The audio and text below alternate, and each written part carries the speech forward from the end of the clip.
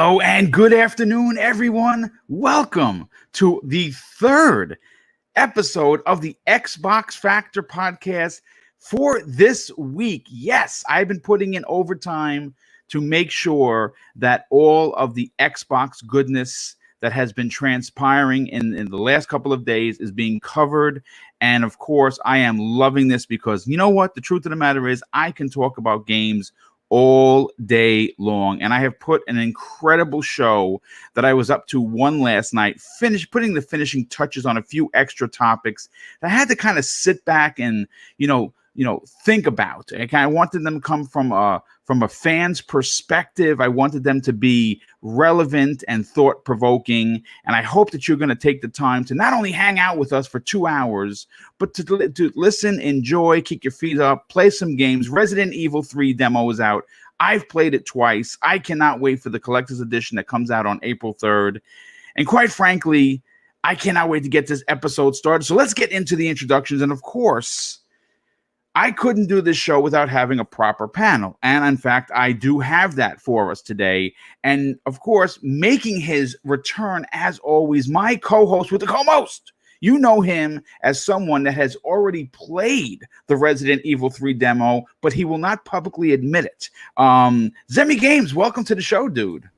That's right. I will never admit it. I really haven't played it. I know you haven't, but it's all fun and games. You really caught me there because, it's like now no one knows if they can believe me or not. But I'm super excited to be here, man. I think this is my second time appearing on one of your podcasts in a week. So that's exciting. I hit the trifecta, I guess. But all these topics look absolutely fantastic, and I cannot wait to jump into it, man. Yeah, well, I definitely appreciate the vote of confidence regarding the topics. Real quick, I'll say a couple of highs and hellos. Scrub Nurse out there doing his great, I would imagine that he is a nurse of some sorts, and if he is, dude, I gotta tell you, man, God watch over you because it is the world is tough right now, and that's why I'm doing all of these shows to kind of maybe take the edge off. Got to say a big shout out to Shincho Elite. Other Zinc, Graphic God, my brother from another mother.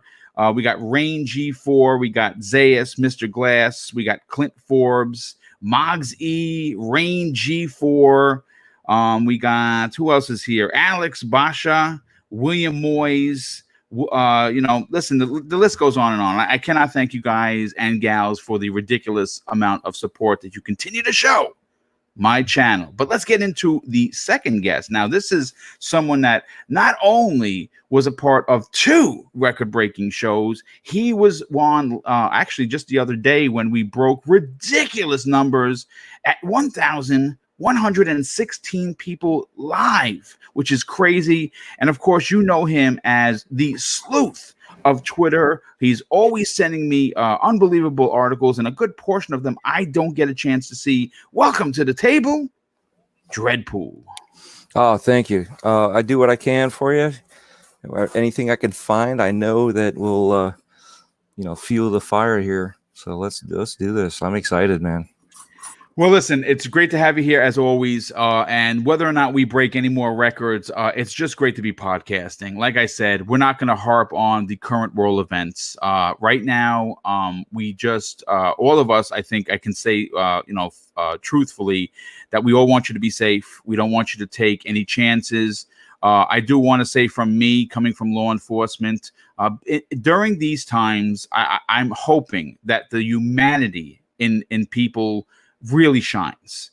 I want you to go out of your way to help others. Now, I'm not telling you to do that. I'm hoping that you know to do that.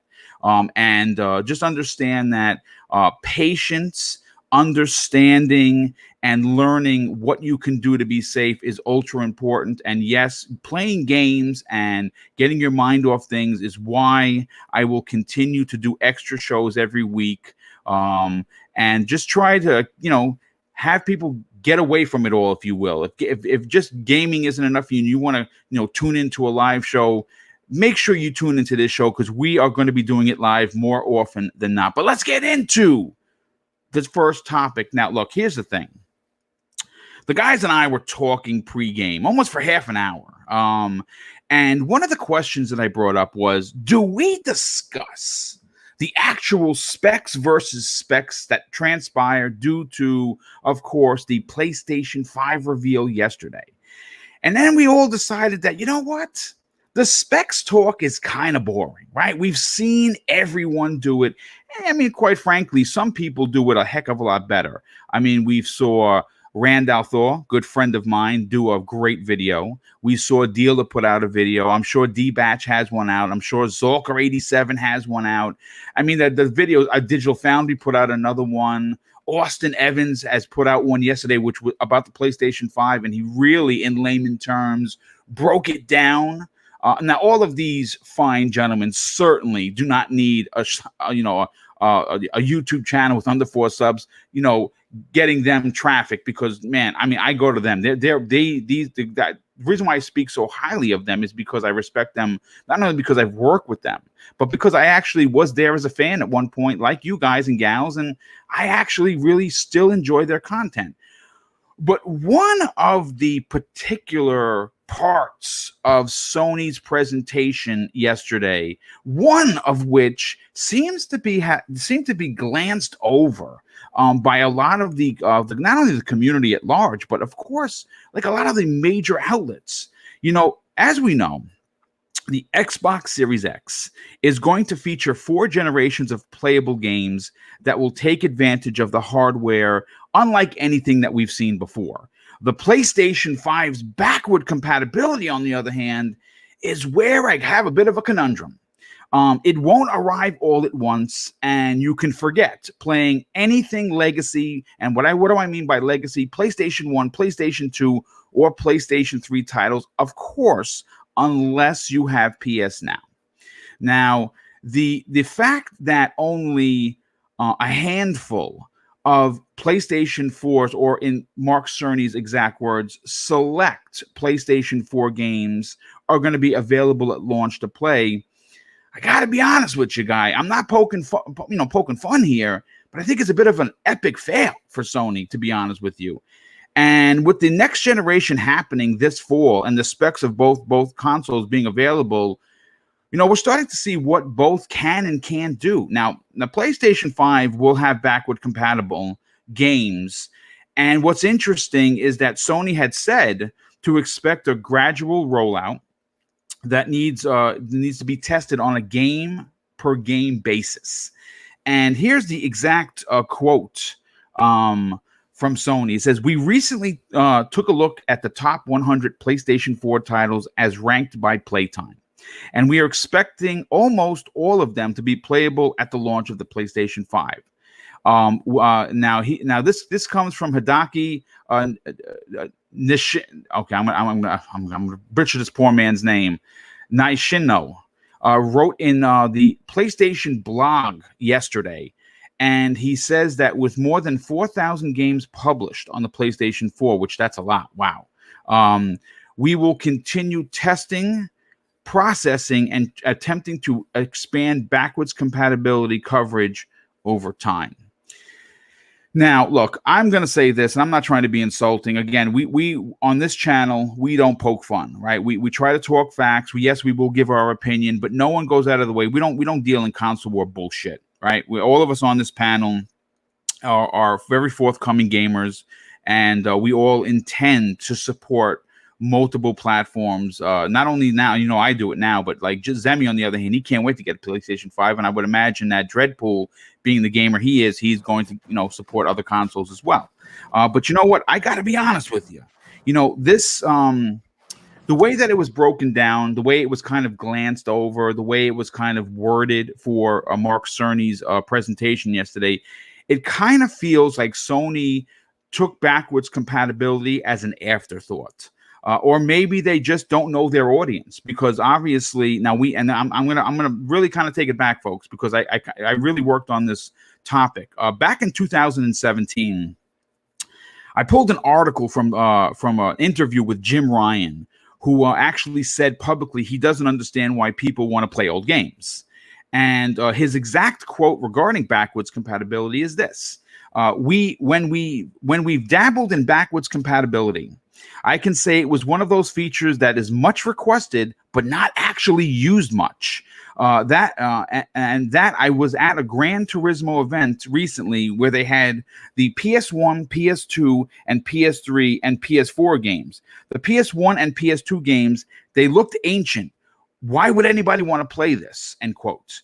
Well, I could say this. Thank goodness he's not running Xbox, because quite frankly, being able to play games that that you bought now, or even as far as 10 and 15 years ago, is important to Phil Spencer and, of course, the Xbox community and myself. And here are some of Phil Spencer's quotes to GameStop during an interview that he discussed the importance of backwards compatibility.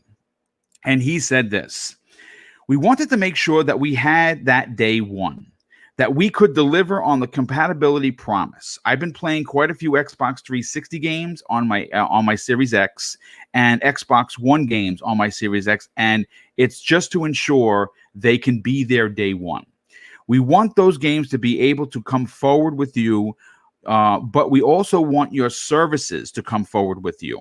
Xbox partner director of programming management Jason Ronald told GameSpot, "We want your gaming legacy to come with you, whether that's your gamer score, whether that's your friends list, all of your achievements, all of your games saved, all of that should come forward, so there's no barriers for you to think about moving forward." Now, here's my question, guys, and I've talked a bit, so I can't wait to hear your take on it. There are two very important questions, and I'm going to pose not only to the esteemed panel, but the outstanding chat that we have here. And here's my questions. Number one, did Microsoft do the right thing by pushing the boundaries of backwards compatibility and making sure it was available day one on the Xbox Series X? That's question number one. And question number two, did Sony drop the ball with building the PS5 without legacy titles in mind that included the PS1, 2, 3, and not having all of the PS4 titles readily available at launch, which of course seems like they're trying to push PS Now instead of being consumer friendly? Zemi, I want to start first with you. What are your thoughts of the whole topic, but more importantly, what are your thoughts on the questions? Well, I guess to start off with, do I think Xbox has done an excellent job with their backwards compatibility? Absolutely. I think that they have scored a lot of really, really good points with this. And then I think Sony has definitely dropped the ball on a lot of this. But one thing I do want to also kind of mention, though, is that, with Sony having only, 100 titles, which I think it's actually a few less than that, that are going to be confirmed coming out backwards compatible, PS4 titles on the new PS5. I can't really hate them so much for doing that, because, that is literally exactly the same thing Xbox did this generation with getting their, backwards compatibility with, Xbox 360s and Xbox original titles. They did the exact same thing. So I really cannot hate on them very much for that. But not allowing PS3 and, back titles, I think that's extremely disappointing, because, one of the big reasons why I'm buying a PS4 is, one of the only reasons really, let's be honest, is the exclusives, right? And there are still a lot of PlayStation 3 exclusives that, I never got the chance to play, like Heavy Rain, Beyond Two Souls. And those are two games I really, really, really want to play. Unfortunately, both of those are on PlayStation Now. But, just imagine all the other titles that I, unfortunately really won't get the chance to play, which I find that, it's very disappointing. And I really wish that they would take, take a call out of, Microsoft's playbook and finally bite the bullet, spend the money and have full backwards compatibility. And then, I also kind of want to touch, on Jim Ryan's statement, a few years back. And that being, I understand that, a lot of gamers may not use this feature. Because realistically, a lot of gamers probably won't use this feature. But if you go to McDonald's right now, you can buy a salad. But let's be honest, most people probably don't buy salads, but the Golden Arches still sells lettuce. You know what I mean? I love so it. sometimes, Great analogy, sometimes, dude. regardless of what the consumers actually are going to use, you know, generally speaking, you know, you need to give the consumer options. And I think that backwards compatibility has been one of those things that most gamers have thought about, and most gamers probably at one point or another, you know, in their lifestyle, in their life cycle of gaming, have wanted or have used that feature. And I think not to include it is just really, really disappointing. And just honestly, I think a lot of it just comes down to money at the end of the day. I think it, you know, is Sony. They just don't want to spend the money on that. And they would rather just sit in their corner and, you know, count, you know, the money that's coming in, rather than use some of that money to implement, you know, features that a lot of gamers, you know, are asking for and want, regardless of if they're going to use it or not. So I think I guess to end, Xbox absolutely knocking it out of the park with backwards compatibility, as it should be. PlayStation definitely needs some work, but I wouldn't, you know, I'm really not going to blame them too much for, you know, how they're treating the PS4 titles, because those will eventually come, and it is what Xbox actually did this generation as well. But you know, their PlayStation 3, PlayStation 2, and PlayStation 1 games, I mean, come on, just like bring them to the PS5. You know, make an emulator like Xbox did. Do something. I understand there's hardware restrictions and whatnot, but find a way. You know, actually, before I get to Dreadpool, because I know Dreadpool, you're very technical. You know, you're a PC guy, so you really kind of know the back end of this stuff. And I want to get to your opinion, but I just want to catch up on some of this super chats, if you guys don't mind. Real quick, a very good friend of the show, Sin Vendetta, drops an outstanding and very generous $5 super chat. Thank you for being here, my brother. He says this: release the PS5 backwards compatibility games list, Sony. I need to know if I can play Bloodborne on my PS5. You know, that's actually a fantastic question, dude, or statement, because yeah, we don't know, right? I mean, I think that might have been something that PlayStation. We kind of know. We know that they took a list of their 100 top played PlayStation 4 games, and right, that's what they're sorting through. But we don't know if Bloodborne. I mean, I'm sure Bloodborne's a top 100 game, but Mark Cerny said that there were certain games, I guess, that haven't really met that list yet, that they're still having problems with. So, you know, there is that point. I mean, listen, I can say this. I think that it's not accusing Sony of doing anything diabolical, right? It just seemed like, and I said this on the PlayStation 5 reaction stream that I did yesterday with both Brian and Chris from Work the Game and Mr. Badbit. It was a great show. Unfortunately, we didn't get a chance to get Big Cloud in there. He came in literally as we were going off the air. But we'll hear more from him on Friday's Breakfast with Boom, which is going to be amazing. But I have to say that, you know, it seemed very reactionary. It seemed very unprepared. And unfortunately, it left more questions than it answered, in my opinion. Backwards compatibility, again, it's one of those things. Now, look, here's the thing. The reason why I think there is some substance to the ramifications of having and not having backwards compatibility is, look what happened a couple of weeks ago, right? Ninja Gaiden 2 was made available as a Xbox Game Pass title, and the amount of videos, the amount of posts, the amount of pictures, the amount of excitement that a game that is old as hell did for the community goes to show you that backwards compatibility still has relevance. And it is kind of upsetting and slightly head scratching, if you will, how Microsoft answers the calls of the fans.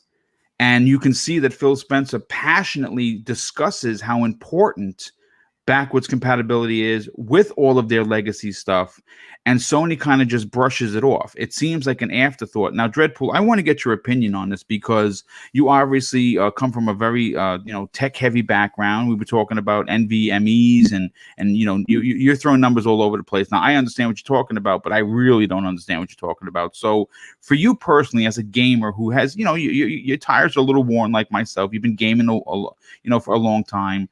Do you find that Phil Spencer really passionately talking about backwards compatibility and showing its importance is a win for the Xbox community?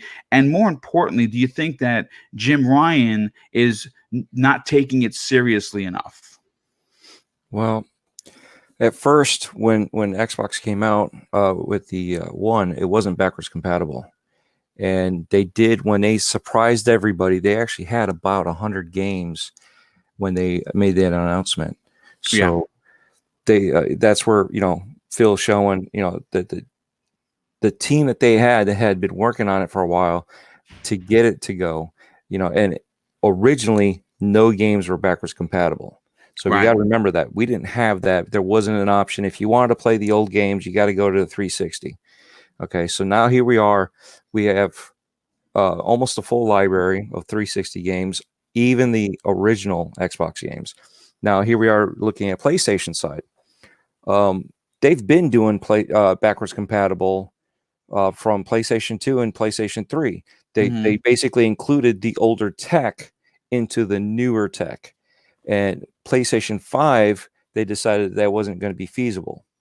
So they're trying to mimic it by using a different type of technology, not emulation, but it is kind of emulation. But at the same time, it is borrowing the same architecture of the PS4 and putting it into the PS5.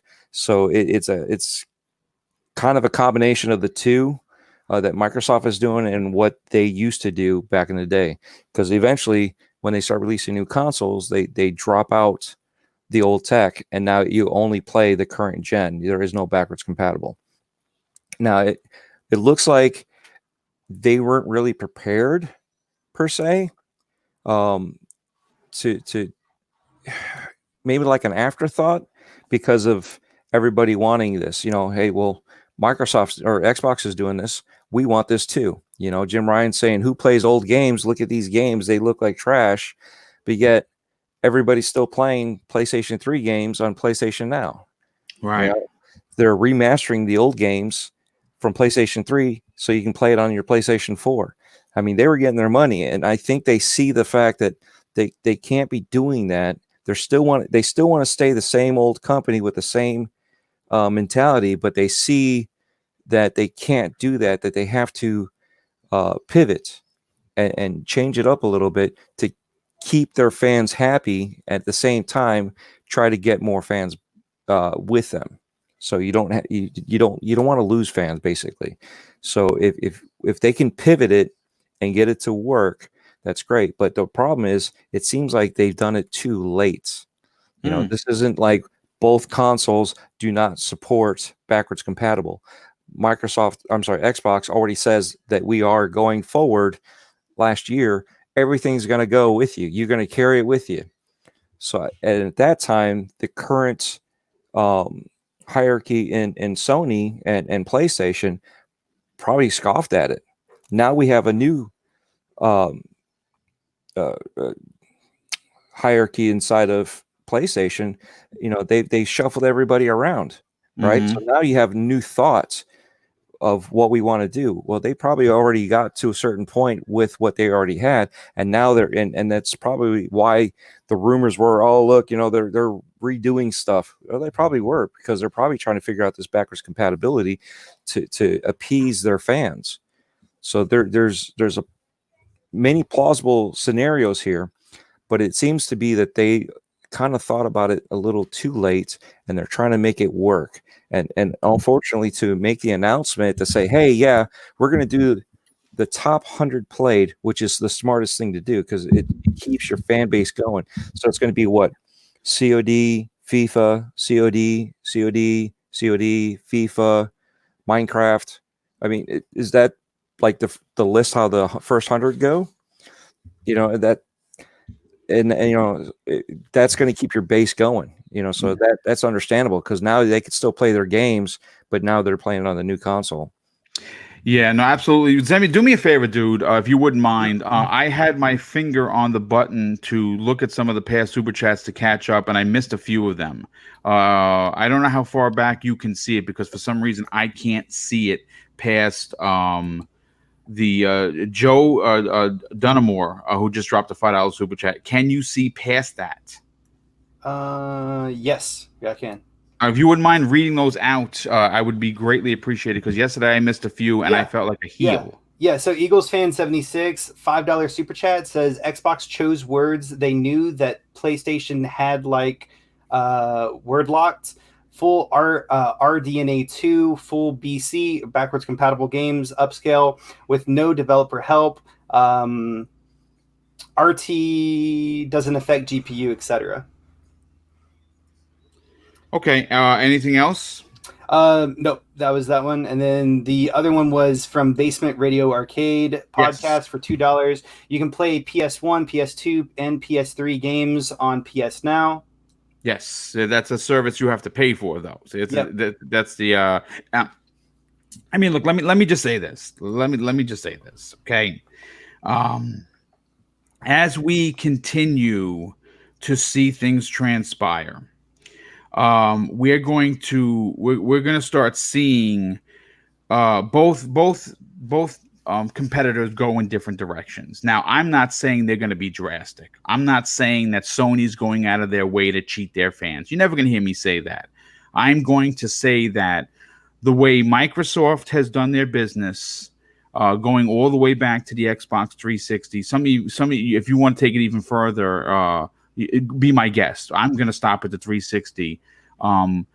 Has been very consumer friendly. When Phil took over in 2017, it was really, pedal to the metal when it came to consumer engagement and making these things. Now, of course, one of the a couple of E3s ago when they announced it, the backwards compatibility, which had the entire fan base erupted. You got a lot of naysayers saying, well, who wants to play old games? Well, you know what? The fact that you can play old games is a consumer choice. And the fact that if you have a disc and that game has been rated to be played, you should be able to play that game. You shouldn't be blocked by a paywall. And unfortunately, I kind of wonder, guys, whether or not the reason why the reason why they're kind of dragging their heels, I suppose, when it comes to the backwards compatibility discussion, is it because they want people to gravitate towards the service? Now, obviously, I don't know. I mean, it's tough to say. I'm not going to make an assumption. It's twofold. I think that they do want people to gravitate towards PlayStation Now and start streaming games and get that into their mind as what we all kind of think is going to be the future, but also they're going to make money off of that. But I think it's also double fold in the sense that they don't want to spend the dollars to implement those things into their console because it's going to cost them money. It's the same way that, a few months ago we were hearing about like an exploit that allowed people to see, like their security code for like their payment methods. You know what I mean? Like that shouldn't be there. That shouldn't be a thing on the PlayStation.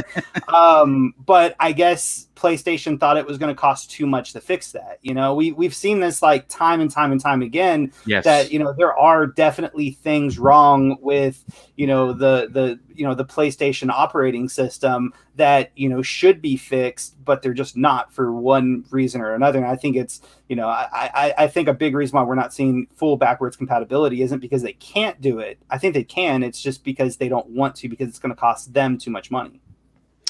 Okay. Well, real quick, thanks to Dreadpool's detective skills, Masshole 1977 had dropped a $2 super chat that I was holding on to, ready to read. He says, "Boom, thanks, Boom. These daily podcasts are keeping me sane." Now, listen, dude, I'm just trying to.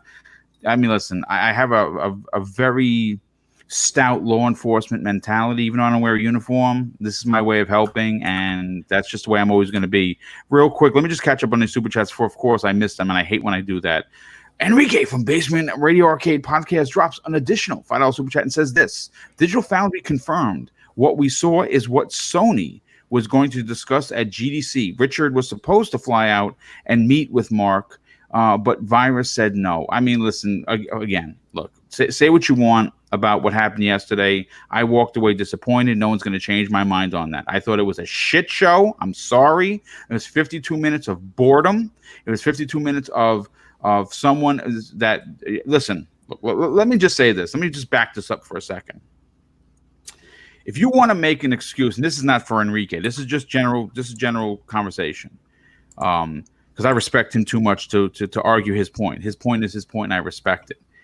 If you want to make excuses for what Sony put on yesterday, you go right ahead. I don't have to agree with you. I'll listen to your point. I'll read your point, but I may even not make a comment on it. I am telling you, considering the fact that Sony has starved the fan base, and I'm one of those people because I buy all of Sony's first party, all of their collector's edition, and I have a shit ton of Sony stuff, including PlayStation VR, which most people don't support. Okay, so I'm a fan. They have starved their fan base to the point of ridiculousness. And to put this show on yesterday, that was 52 minutes of knock yourself unconscious, beat yourself in the head boredom.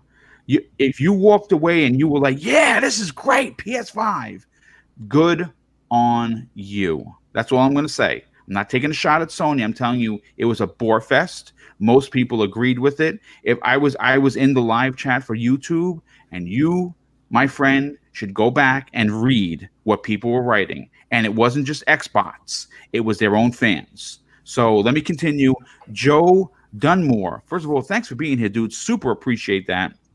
He drops a $5 super chat and says this: a lot of games have sequels, many of which I haven't played the previous generation titles. Backwards compatibility would... Oh, my God. This sometimes really pisses me off, this thing. I'm sorry, Mr. Dunham. Backwards compatibility would get me to buy more games. There you go. Well, thank you for the save, dude. I really appreciate it. God damn it. This thing really just annoys me sometimes. Okay. Sin Vendetta drops a $2 super chat and says this: Phil Spencer took over in 2014. Yes, he did take over in 2014, but technically where he wasn't being blocked by certain human roadblocks that are no longer with the company, his position changed in 2017, where he went from being, in charge of the actual, getting games to actually being in charge of all of Xbox. So that's what I actually really, really refer to. The 2014 thing, he was he was promoted, but he had literally no power. And Symphonic X Initiative drops a $5 super chat and says, boom, something tells me when we will get Gears 5 DLC to end the series and begin another Thanksgiving release of speculation. Wow, that's interesting. Now that is thought-provoking, my friend. Thank you for your generosity, but thank you for the question. I'm going to be doing some digging because that would be a great topic for a future episode. And says J Boy on the Run with the $5 super chat. Thank you for that. He says, PS backwards compatibility can't do what Microsoft's backwards compatibility can do to their games. Yeah, that's a great point because I'm not sure if it was Austin's video or it was Digital Foundries. It might have been Austin's, Zemi. I'm not sure if you watched Austin's. They showed Fusion Frenzy with HDR. And I got to tell you, that game is old as dirt, and it looked new. Now, granted, is Fusion Frenzy the best game on Earth? No. But the fact that you can play that on the Series X, and that was an OG launch title, is impressive. So real quick, Chaos Mike drops a $5 super chat and says this: if GDC if wasn't canceled, you would have seen Sony's conference. It was for developers, not for fans. Developers weren't bored from it. Well, yeah, I hear you. I absolutely hear you, and I agree with you. I think that if you are a developer and you would walk away from that and say, God damn it, that's an impressive piece of tech. Another thing, though, too, is if they didn't want fans to see it, they shouldn't have tweeted about it. Thank you. They should have sent an email or a memo to all these developers. Thank you. Or promoted it on the Sony PlayStation blog, which is considered a fan site. Am I wrong? Well, I've never even heard of that website. Yeah, no, I mean, I haven't heard of a lot of things. I know you're not wrong. Well, look, let me. Okay. So Eagles fan, yeah, Eagles fan. Okay, yeah. Then my friend sent me actually a picture. Thank you for that, for Mr. Zaya stepping up to plate to help me. But listen, let me just say this. I am always going to want backwards compatibility in its natural form. And the reason why that is because if you have small children, if you have nephews and nieces, if you have partners and friends that have their kids come over to your home. Now, obviously, now is not the time to have that happen, but you know what I'm talking about. You, as a gamer, might want to show some of the younger generation what games look like that they weren't even alive to have, right? I mean, I have my nephew comes over, my nephew Tyler, who I love like he's my own son, and he comes over, and you know what, folks? He still plays a lot of the games on the NES Mini, on a Super NES Mini. He plays OG Xbox games. He plays Xbox 360 games. Sure, he plays a lot of the new stuff, but he's very interested in what happened before he was born, and the ability to do that is currently not available on a PlayStation unless you have PS Now. And right now, you have to pay for that. I'm not talking about, oh, I can get a deal, boom, I can get a deal. I can get it for $1, or I can pay $60 for the year and I'm good. If you wanted to do it for free, you do not have that option. That's the point.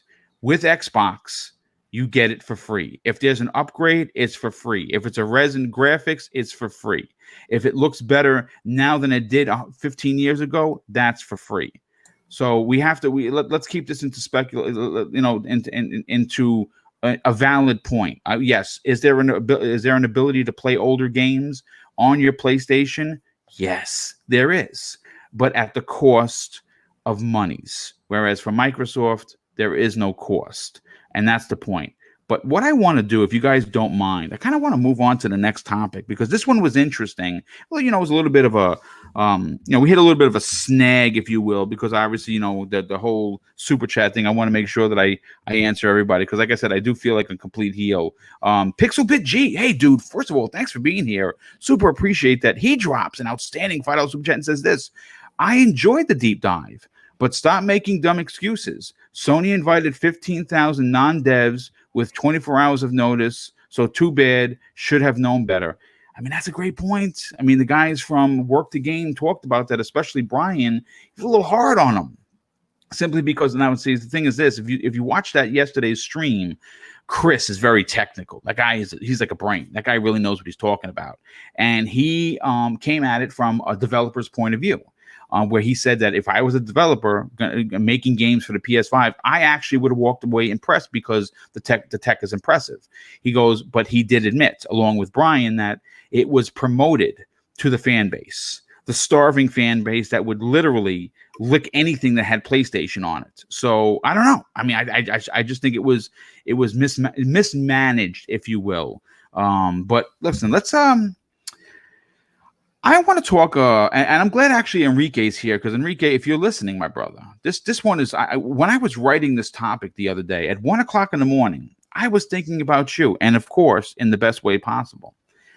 The Xbox Series X early tests indicate that the performance is going to potentially match the RTX 2080. Right. And people, including Enrique, who is part of the PC Master Race and is very proud of his PC that he built, are kind of a bit of a crossroads because for a long time, if you listen to Basement Radio Arcade Podcast, and why shouldn't you? It's a great panel and it's very well done.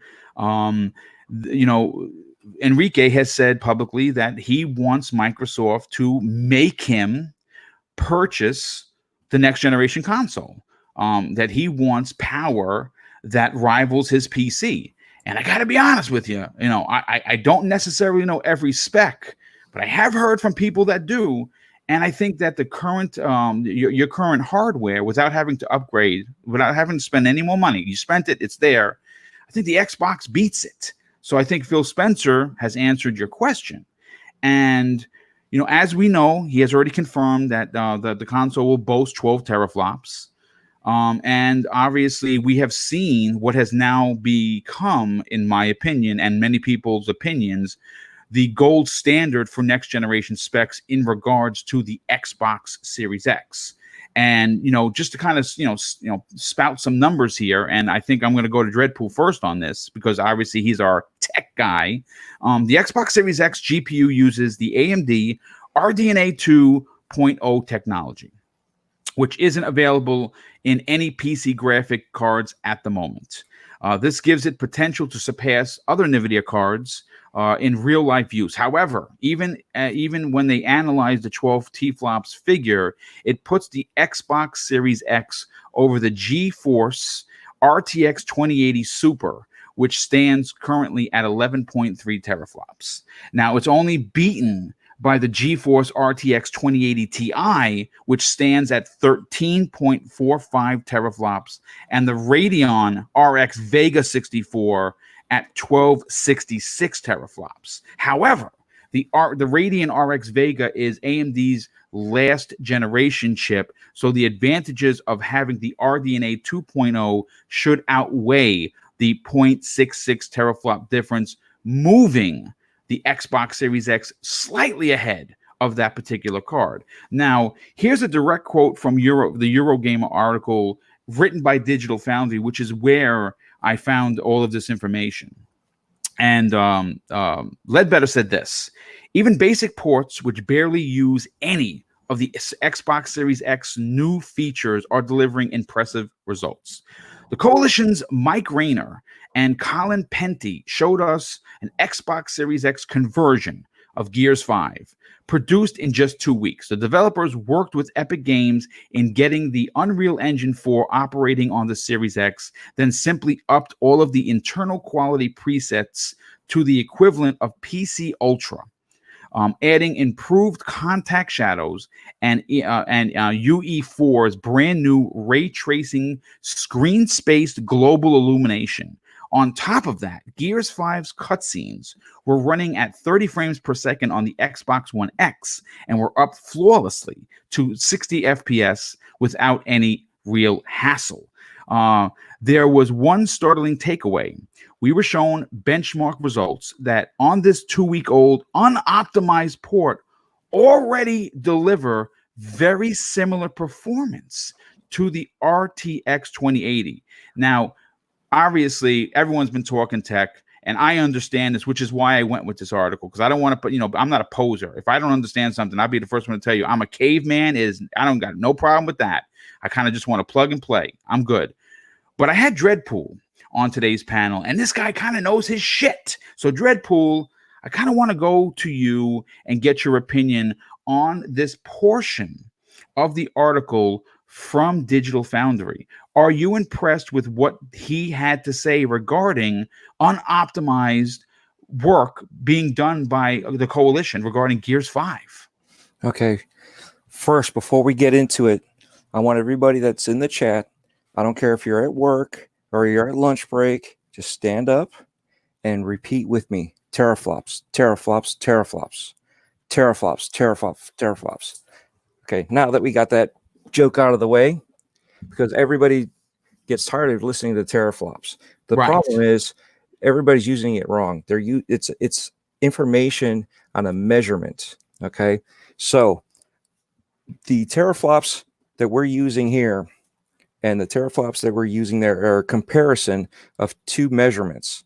So now, with what they did with Gears of War 5, okay, they didn't do anything. They just let the AI and the architecture of the system do it for them. It's unmodified. So now you're going to go through there. Thank you. I see some TFs in there now. So now you're going through there. Yeah, I'm just imagining all this. This is awesome.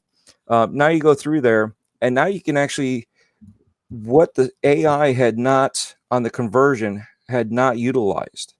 Okay, now you can go through there and utilize more power out of it, and you can actually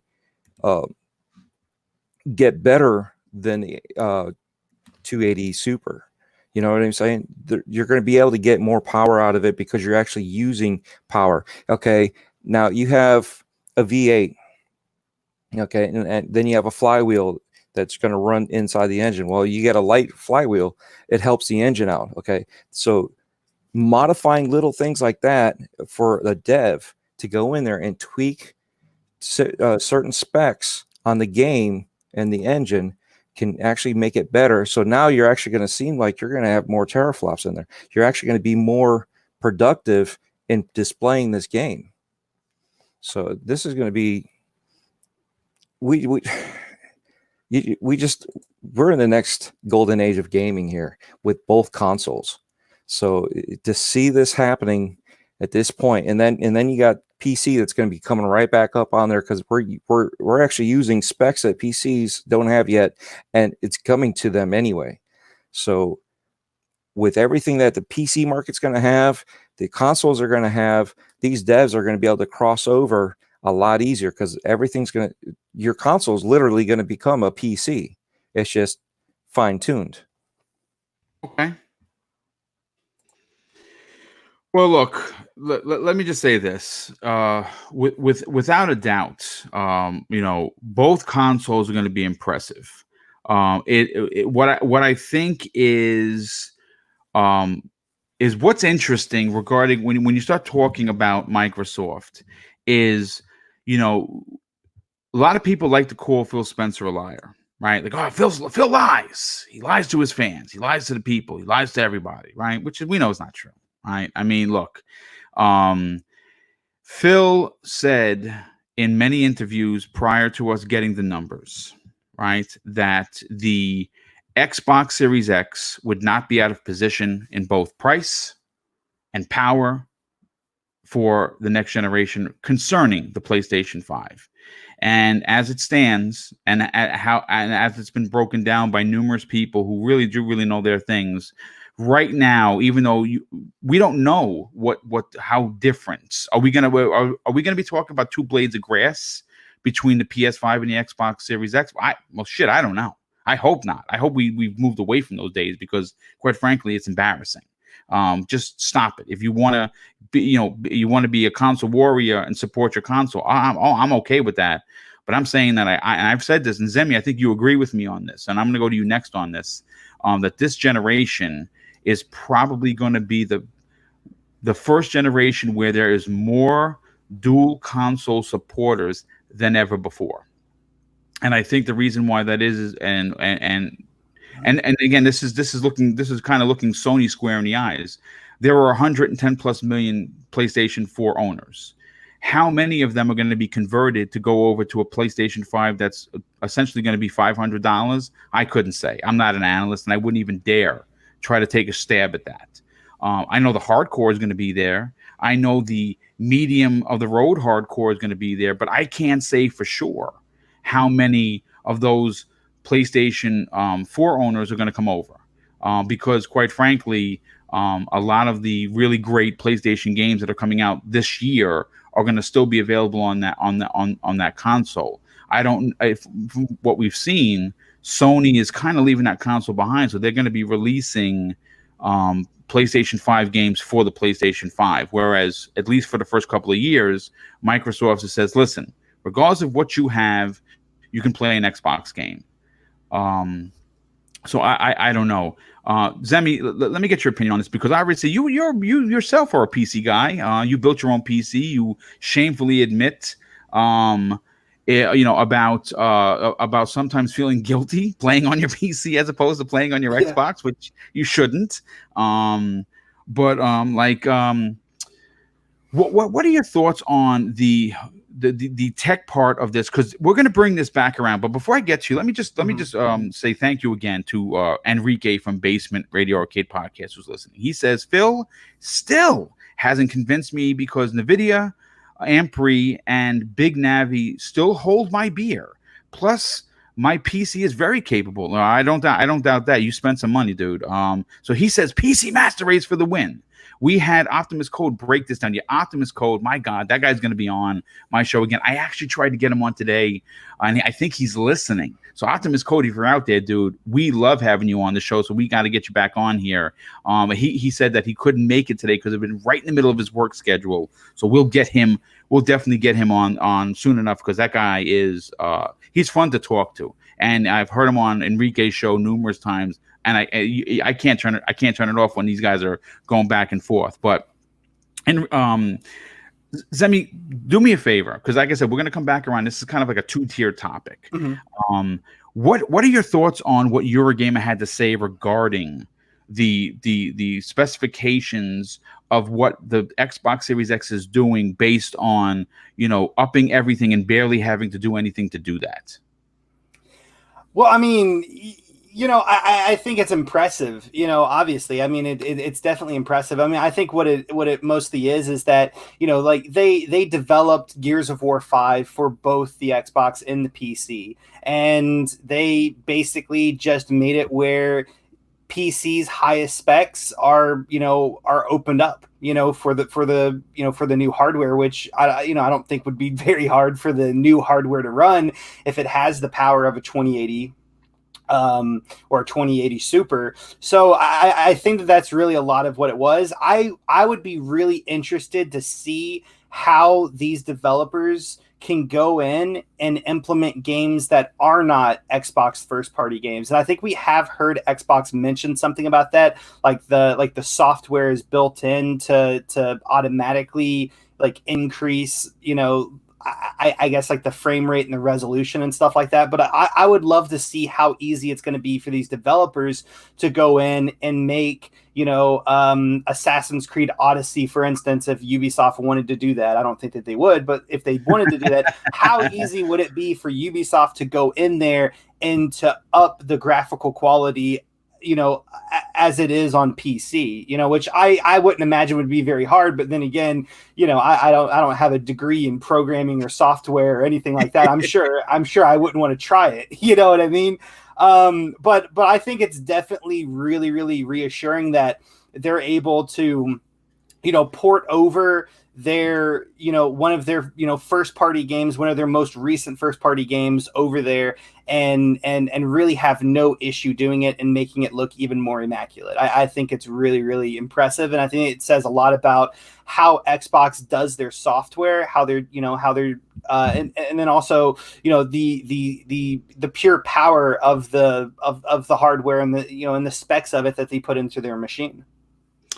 That's very true. That's actually very true. And you know what? Like I said, I mean, coming from someone who just enjoys going to the store, getting his new console, bringing it home, opening it up. You can everyone does this. I don't think I'm weird for doing this, but you like that. It's almost like a new car smell. You bring home. I've sniffed many of a game case. I will say that it's a thing, folks. But with hardware, you get that new hardware, smell, especially after it boots up, because it's been sitting there cold and it's only been booted up to make sure that it works and never play it again, obviously. So it's very interesting. But you know what? The reason why I bring this up, the reason why I bring up the Xbox Series X regarding the, and again, I want, when you consider the amount of tech packed into this box, price obviously will be at the forefront of discussion. And that's going to happen in the next few months. I think a lot sooner than later. Personally, we know that E3 is canceled, sad face emoji. But we know that Microsoft is going to have their digital E3 event. Personally, how I would like that to go is just about the games. I don't necessarily know if they're going to do a separate event, maybe just before, maybe in May, they kind of give us the price. By then, hopefully Lockhart is confirmed. We get a price on both. We get a release date. And on that particular show, they just kill us with games. Just completely murder the fan base with games. But here's my question. This is really the question that was at the forefront of my thought process when putting this particular topic together, because obviously the PC master race is a fickle bunch, right? They're the elitists. And we know in our communities who have these rigs. We know Mooch has a giant rig. We know that Slow-Mo Backslap. We know, obviously, Enrique. We know Gaming Forte. There's quite a few people that are very proud of the rigs that they bought. See, me personally, even if you gave me the money, or even if you bought me one, it would sit here. It would not get any use whatsoever because I don't care. I don't want to play on PC. I just never have and probably never will. But here is the question. Has console gaming officially reached the top of the mountain when discussing console community versus PC master race? And more importantly, will PC gamers come back to play their next generation games on the Xbox Series X? And the reason why that I wanted this to make this a very thought-provoking question is when you really break down how many PC players have anything close in capability to the Series X, it's probably numbers in single digits, right? And we know for a fact, and I know Dealer himself, who's has a monster rig, and same as Colt, they've talked about this in RDX, where the percentage of PC players aren't even playing at 4K. They're barely even playing at 1440p, right? So when you look at what the Series X is going to be, for the and we have to talk about price right now. We're all speculating. No one knows the price. I have a funny feeling it's going to be $499, and I think Sony is going to try and get theirs at $399, but they're going to take a massive loss, at least $100 if they do. So what I think they're both going to be marketed and sold at $499.99, and I think the workaround for Sony is going to be pushing their first party games, which is not a bad thing to do because quite frankly they're fantastic, right? But Semi, I want to start with you because obviously when we talk about price differential versus what you're getting in the box, if you remember the Xbox Series X when that launched, everybody, and I mean everybody and their mother, tried to build a PC and they couldn't get close. They could not touch the $500 price. I think the closest that it got was like $878 without the OS, which is ridiculous. And with what's going to be in this box, with the new technology, with everything that Microsoft is bringing to the table, there's a good chance that this box for $500, if that's the price, is easily and handily and thoroughly going to put the smackdown on most PC gamers' rigs. Do you see PC gamers who do not play in 4K, do not have monster rigs that are $8,000, buying the new console because the price margin is worth it? To be honest with you, I really don't know. And the reason I say that is because, yes, Xbox is starting this new generation very, very, very close to, what is currently, I guess, in commercially by PC gamers, the best, right? But another thing to also remember is that, AMD's RDNA 2 tech will be coming to the PC market. Yes. And whenever it does, AMD has always been the more affordable option for, PC enthusiasts, right? Mm-hmm. So, it may not be, too far out to say that, you might be able to pick up a pretty decent RDNA 2, GPU that, and maybe, I don't know, obviously then you'd have to switch your motherboard to get like a new, the new SSD, but you might be able to pick up the graphics card for relatively cheap and maybe use an older SSD. And, I think a lot of PC, players might be, happy with that, and you might be able to do that for under $500. I don't know. But I think a lot of it kind of comes down to, the main reasons, because there is a lot of advantages for playing on PC, Boom. One of the biggest ones is keyboard mouse. I know a lot of PC players who absolutely think controllers are like the most disgusting pieces of plastic they've ever encountered. Right? Great. And I understand. You peasant, go play with your controller. I know. You please. I love it. Get off my server. But with that being said, like we're joking about it, but there are a lot of PC players that feel like that. And, you know, you can play keyboard and mouse on certain titles on your Xbox, and I'm sure it's going to be expanded even more. But, you know, it still isn't completely the same way it is on PC. You know, another thing that PC offers gamers to do is, you know, a lot of settings. They can change, you know, their graphical quality. Maybe they want more frames, you know, so they can manually go in and change those settings. And a lot of, you know, I mean, that is an advantage. You know, a lot of PC players, they love mods, right? They love, you know, mods, and mod support on games is just much more readily available on PC versus Xbox. I mean, of course, we've seen some mods come out for Fallout and Skyrim and stuff like that. But I mean, there's a ton of PC games, and, you know, there's not a lot of that. And then once again, you know, talking about price, because price is king. I've said this a million times. And, you know, $600 or $500 to buy this Xbox is amazing for the amount of power that you're getting out of that. You know, price to performance. I mean, it's mind blowing.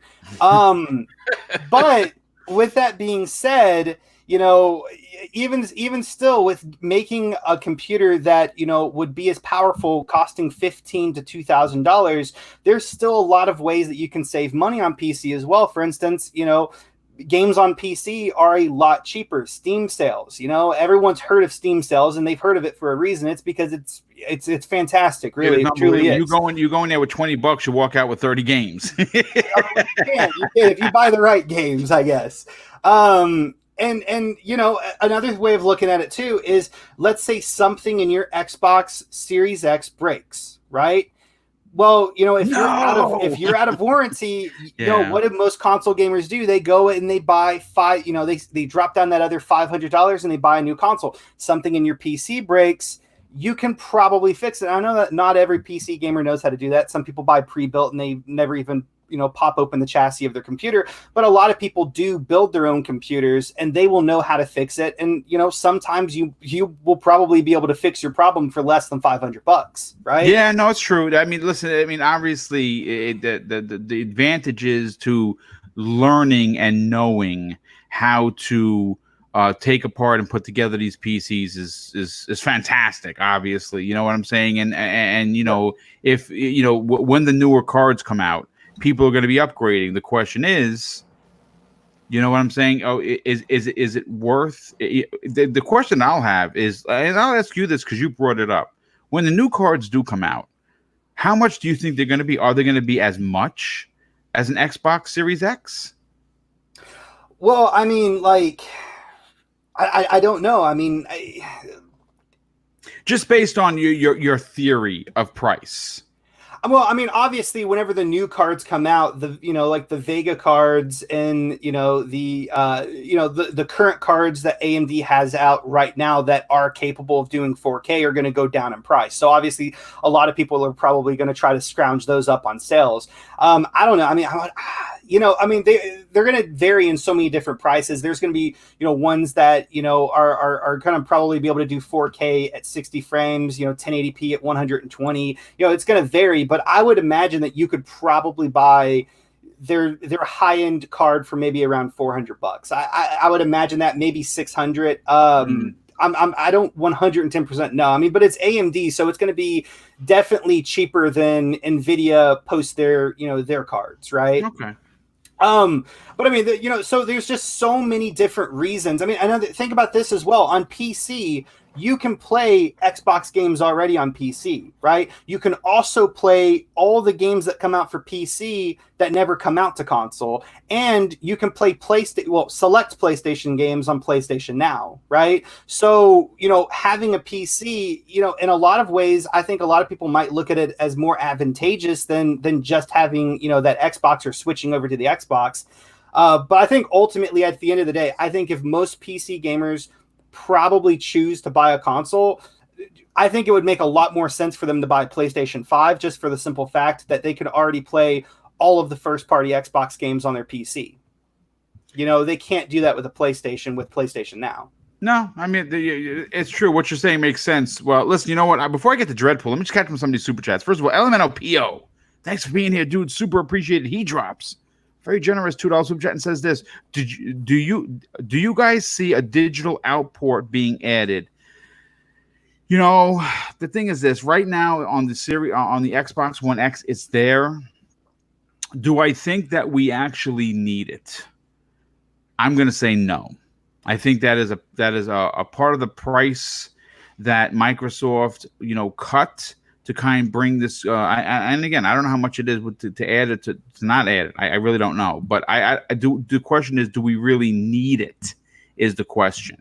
I don't necessarily think that we do. But again, that's just me how I have my setup. Let me catch up with the other two super chats. Klopp 901. Hey, dude, thank you for being here. Super appreciated. And of course, thank you for the $5 super chat and your generosity. He says you have to remember the different levels to PC gaming. There is low, mid, and high-end PC gamers. Oh, yeah. And I hate to say this, it's probably I would say that the majority, again, what do I know, right? Is probably low to mid. You do have your elitist community, and I believe Enrique would consider himself one of them because he spent some bucks on that thing. And of course, Clap 901 drops an additional $5 super chat. Thank you once again, dude. He says the tech on a console are available on PC except for RDNA 2.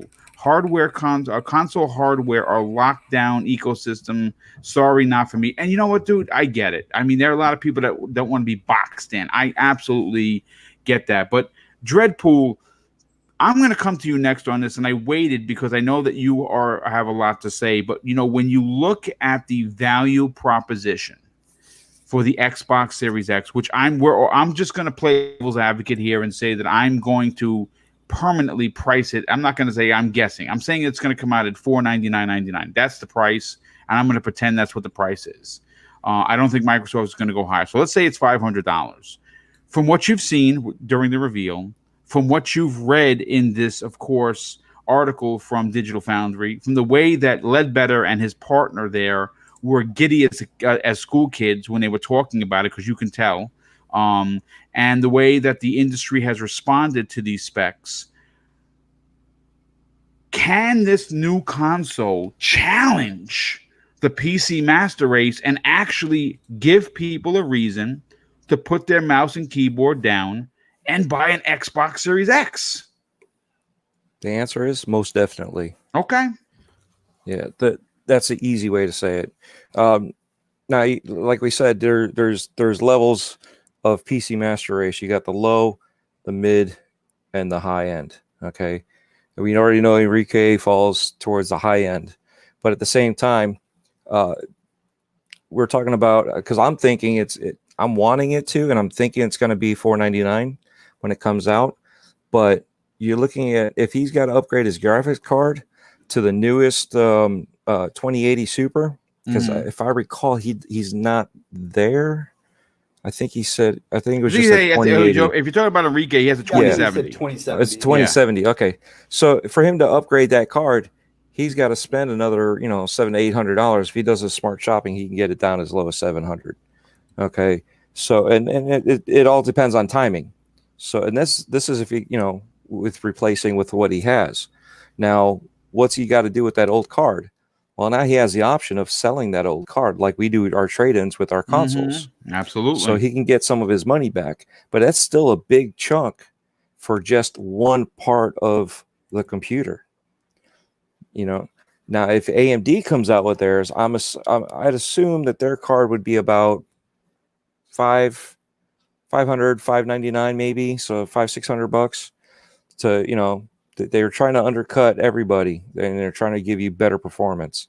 So yet again, that versus a console that has everything in it, and this is going to beat out the majority of the computers as day one when it comes out. The majority of the computers that are already out there now, and then we have to wait and see how long before these card manufacturers start releasing their cards for the next generation. They release every 6 months or so, depending on who's releasing what and who's trying to undercut the other one.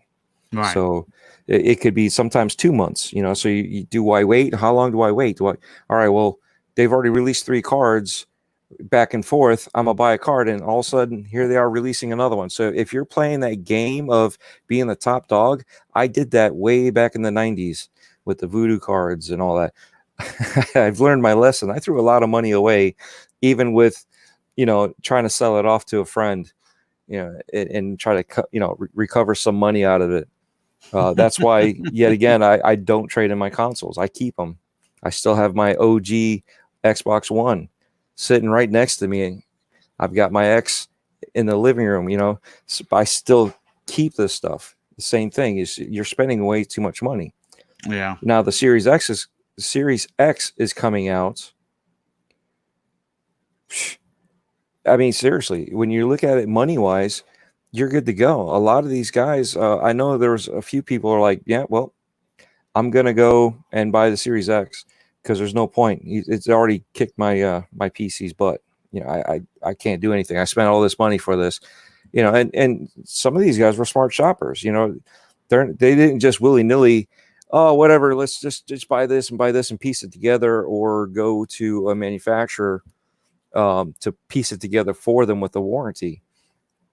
They're still getting value for their money, but not as much value as the Series X is going to give you.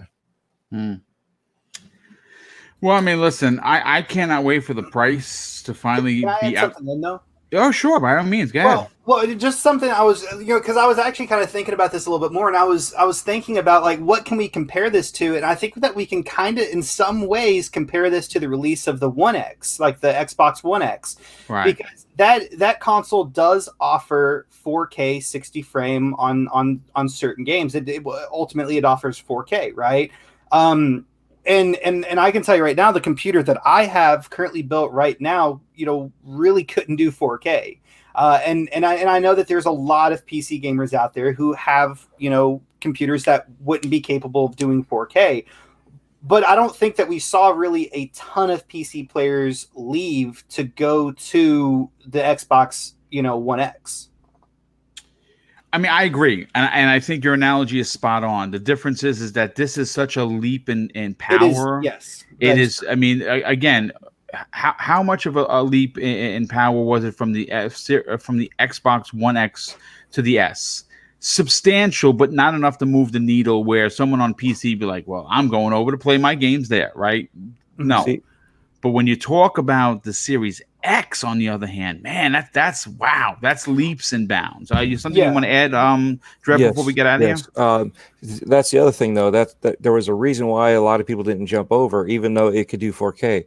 It was still getting bottlenecked by the CPU. It still had the same. Well, the Jaguar cores have right. They're terrible. So, and that's why it, and that's where the certain developers were able to utilize where they didn't have the power from the CPU, they were able to move it over to the GPU to get it to get that extra power out of it. So they were handicapped, so they figured out a way to get over that handicap. Mm-hmm. You know what I'm saying? So, but there wasn't enough there like there is now. I mean, with the CPU, the configuration, the SSD, I mean, all this stuff together, all in one as a package, makes more sense today's date versus 2 years ago when the Xbox One X came out.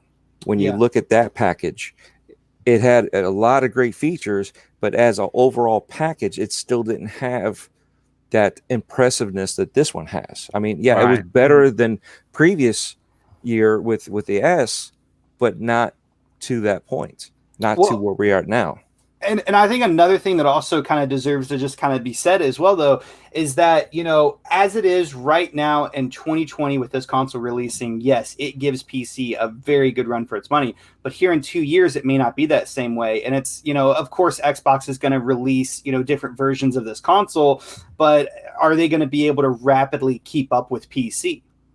Yeah, that's a good question. About a year from now. And I think that might go through a lot of, PC gamers' minds as well, as like, okay, yeah, it's really close right now, but if I wait 2 years, I'll probably have something better.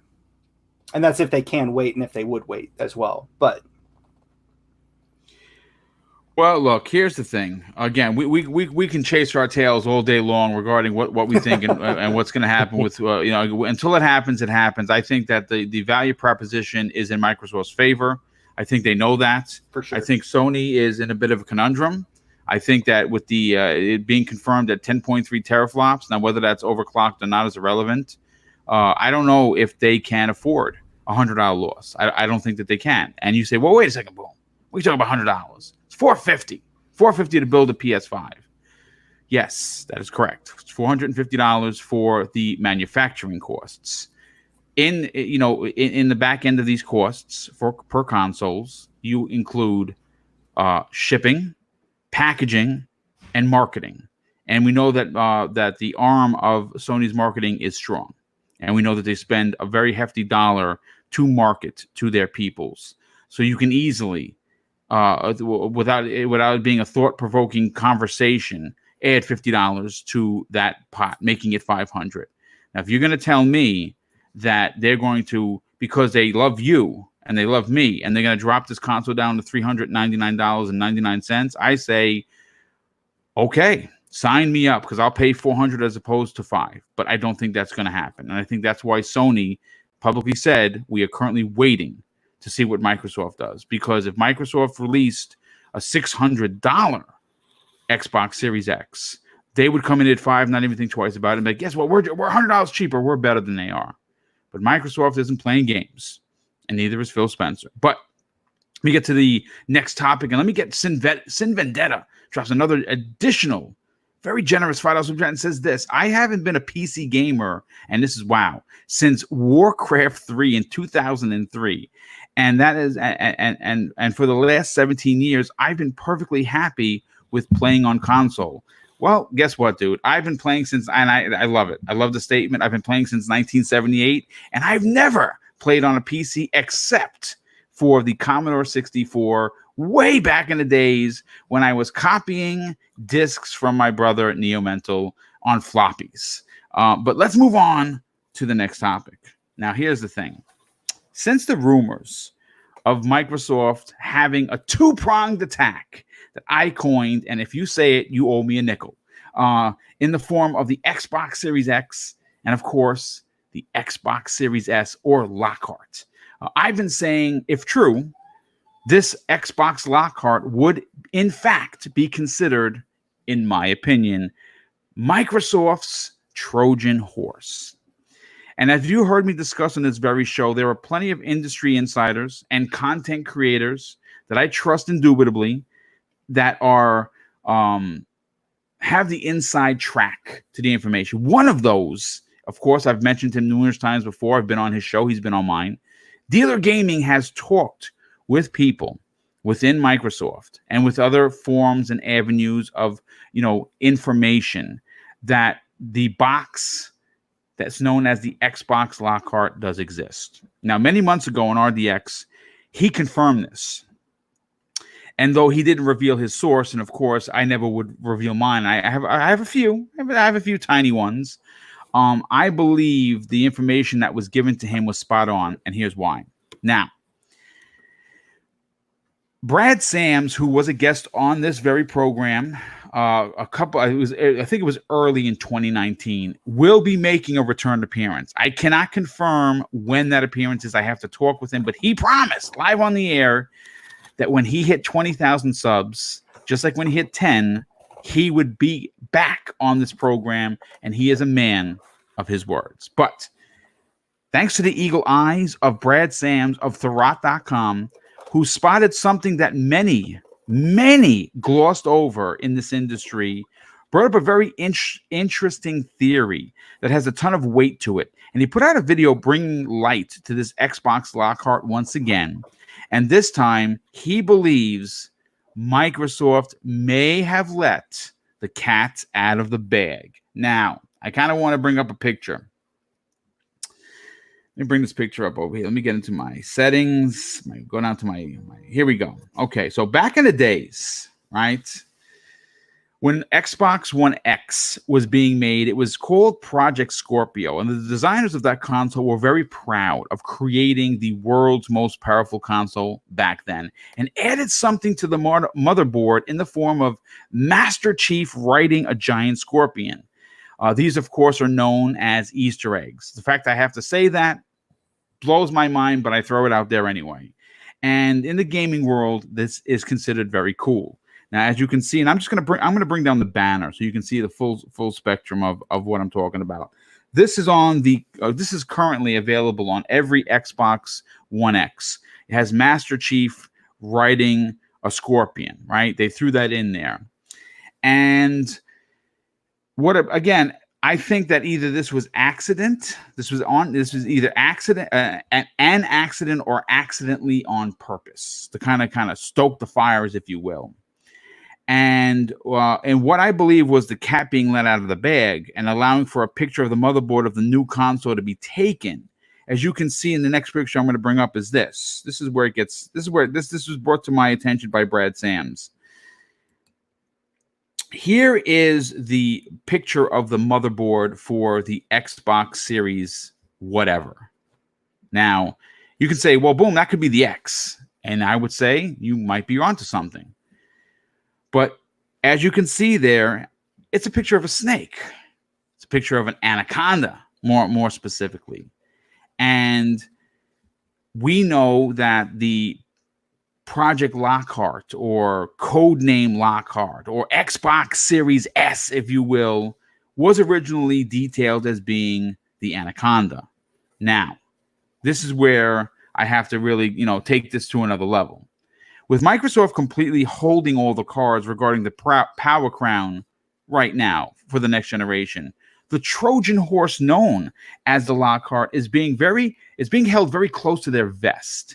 And obviously, they have been not only very static, but very calculated when it comes to dropping information. I mean, obviously, Zemi, you and I sat here on this very program 2 Mondays, not back-to-back weeks, but I think they were a week apart, completely stunned at the information that Phil Spencer and Team Xbox, or Team Green, if you will, dropped on, like I said, a static Monday, 9 a.m., Xbox Wire, boom, we're there. Like, holy shit, I can't believe this happened. Let's do a podcast, right?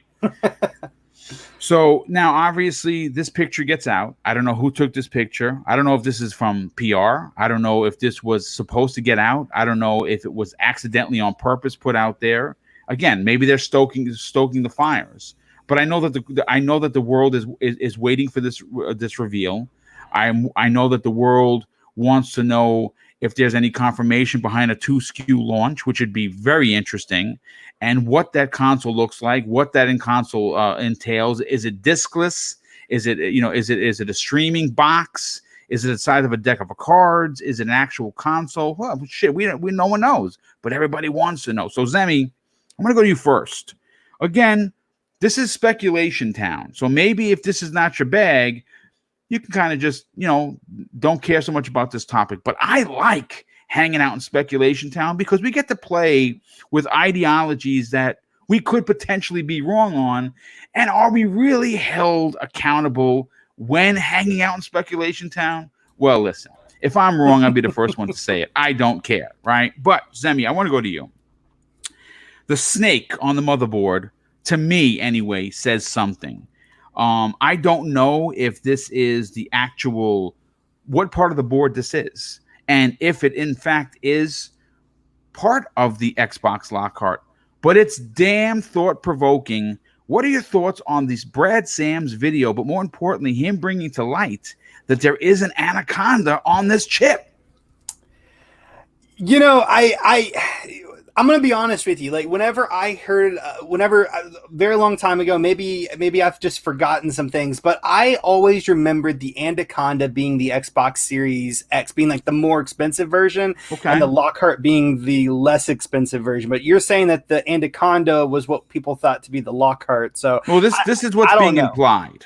But what I do know is that there better be a Lockhart, because I think we've been in agreement for months now that there was going to be a Lockhart. And it just makes too much sense for there, not to be. it just seems like the right thing to do. If it doesn't happen, I'm going to be a little bit lost. You know what I mean? I'm telling you right now, it just makes That's great. I love it. sense. For them to offer that second SKU for $300, then if PlayStation does go $400, then you're covered either way. You know what I mean? Right. If you want the most affordable, go Xbox. If you want, I guess, what is going to be the most powerful, I don't think PlayStation's going to be super far behind, but I do think Xbox will be more powerful. If you want the most powerful, go with Xbox. If you don't want to pay anything, play on the xCloud. Or if you want to, pay a lot less, go for the xCloud, because you'd probably still have to, pay $15 a month or something. But I think it makes way too much sense for them not to. And then I know that the question kind of, like the way that you wrote it down, was going to divert of how they want to, or how they might want to release it. Are you going to come back for that, or? No, you can talk about it. Go ahead. Yeah. So like the way I think would probably be the best way to announce the Lockhart, obviously would have been at E3, like maybe towards the end of the show or something like that, once you've released all your games. But now if there's not an E3, I think that once they have released information on all of their major games that they were going to show off during E3, I think maybe, a few, weeks after that, they should come out with a Lockhart. That way, you set up everybody's expectations. Okay, these are all the games that we're going to be super excited to play. Well, of course, there's going to be certain people that are going to be a little bit upset because they don't have that $500 to buy. Then you come out with a Lockhart for $300, and then you have tons of people hyped up that wouldn't have been able to afford the more expensive console after seeing all these amazing games that they're going to be able to play. So if whenever they do announce, I'm going to say whenever, because the Lockhart exists, right? Yes. Whenever they do announce this, I think it would be best if they did it after announcing and talking about all of the games that are that are set to release here in like the next 18-24 months. Yeah, I mean, look, I again, my perfect projection for Microsoft's very aggressive, very different and bold Microsoft that they're advertising would be to talk about this console in a static drop. Now, whether that's going to be, and again, I'll predict it. I'll say it on the air. I know I said it privately. This is just a speculation, folks. I do not have this on good authority. I do not. But I'm going to say this. During the Digital Foundry presentation regarding the Xbox Series X, Ledbetter accidentally said that we saw the S. Now, granted, I make that mistake all the time. If you've listened to this podcast a lot, I've said Series X, I've said Xbox One X, talking about the Series X. I make mistakes, so I think that might have been just an honest mistake by Ledbetter. But we're in speculation town, so I'm going to speculate. My thoughts and my theory to what's going to happen next, and if I'm right, man, I got to play the effing lotto. I really do, because, man, I could use $1 million right now.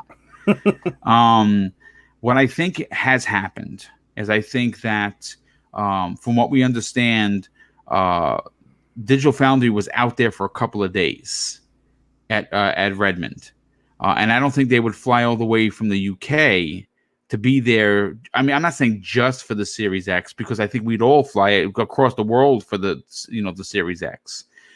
But I think that because they were going to be there, and this happened, there's a travel ban now, Microsoft would have taken an advantage and said, okay, here's the X. This is what it looks like. Take it apart, magnets, have fun, go crazy. Here's the specs, right?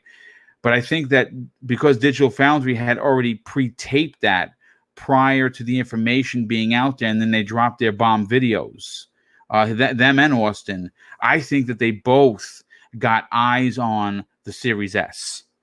And I think that the video for this console is done. It's been by both of them, because I think we're going to see one from Austin as well, and I think we're going to see one from Digital Foundry. I think they both saw it. I think they both held it. I think they got the official specs on it, and I think that right now, because Microsoft really is in the driver's seat when it comes to next generation, and the information that we have and the way that they've been just dropping bombs week after week. I think that this is going to drop soon. Now, I would love it to. I thought it was going to drop today. I'd love it to drop tomorrow. Do I think it's going to drop Monday? Man, I don't know, because I think Microsoft thinks that we think, right, that there's going to be something every Monday, and then they may wait. Maybe they drop it on a Tuesday. Maybe they wait the following Monday. Who's to know? But the reason why I think there's credence to my theory is because behind the scenes, I did talk to a source who I will not name. And from what they have told me, Microsoft, and again, this is coming from someone that I know for a fact knows his shit. And I already gave him up because it's a male. It's not a female. It's a guy. Microsoft currently has weeks of announcements ready to go with the click of a mouse. So they are playing a much more devious game than Sony is. I think they stole a page right out of their book. And Zemi, I'm right there with you. I don't want to say I would be lost, but would I be perplexed? Yes. If there's no such thing as I guess an entry model at $300, it is going to be a bit of a head scratcher, but I think it's real. And I believe it's real because I believe dealer more than most. Dreadpool, I want to get to you. I want to come to you. Again, we have to bring to the conversation value proposition, right? Value proposition is as important as having first-party games and services, simply because we know for an absolute fact that 80 to 85% of the PlayStation base, the PlayStation 4 owners, are casual gamers. Casual gamers went out and bought the PlayStation 4 not for the exclusives. And I will die on this soapbox. Exclusives are important. You'll never hear me challenge that. Do I love every one of them? I absolutely do. But they buy it for 2 games per year. They buy it for Call of Duty. They buy it for NBA 2K. Maybe they throw a FIFA in there. Maybe they throw a first-party game in like a Spider-Man because it's widely known. But they're the folks that are buying 2 and 3 games a year, and they don't buy them digitally. These console folks, maybe some of the younger, newer generations, but they're still buying discs because they're the casual markets. They don't know any better. They don't care like we care. But if you have a console that has just as much power, and again, speculation town, folks, right? Speculation town. Let's say, for instance, it's not going to be as powerful as the PlayStation 5, right? But what if it comes in at 6 or 7, 8 teraflops, and it's just a smidge, and somehow Microsoft sells it for $300? Those casual folks that left, and a good friend of the show who's on Primetime Gaming, Forte, seems to always come up with the number of 30 million. 30 million people that were Xbox 360 players went over to Sony's PlayStation 4. Why? It's $100 cheaper, and it was more powerful. Even if that meant 2 blades of grass, it was still more powerful. Microsoft knows what they did wrong and could easily capitalize. 2 questions, Dreadpool. Sorry for being long-winded. 1, do you believe that this console exists? And 2, could this potentially be the Trojan horse that I've been talking about for 6 months? Well, I do believe that it exists.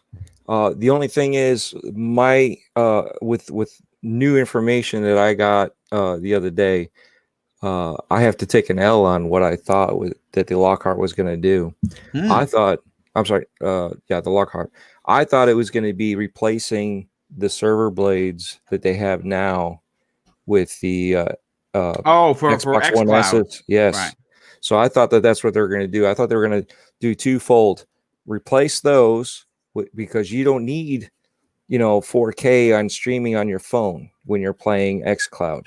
Right. So that was why I was saying, okay, well, if they're going to be producing these, it makes sense to put it in there to replace the old ones, and as they go out, now that there's no reason for you to make 1S or 1X, you're going to be making Series X. Series S would make sense to replace the One S. So you would, as you go, you would be opening up more data centers, opening up more servers. You would be putting it in there, and as the old S blades would go out, you would be replacing those with a better, more efficient system.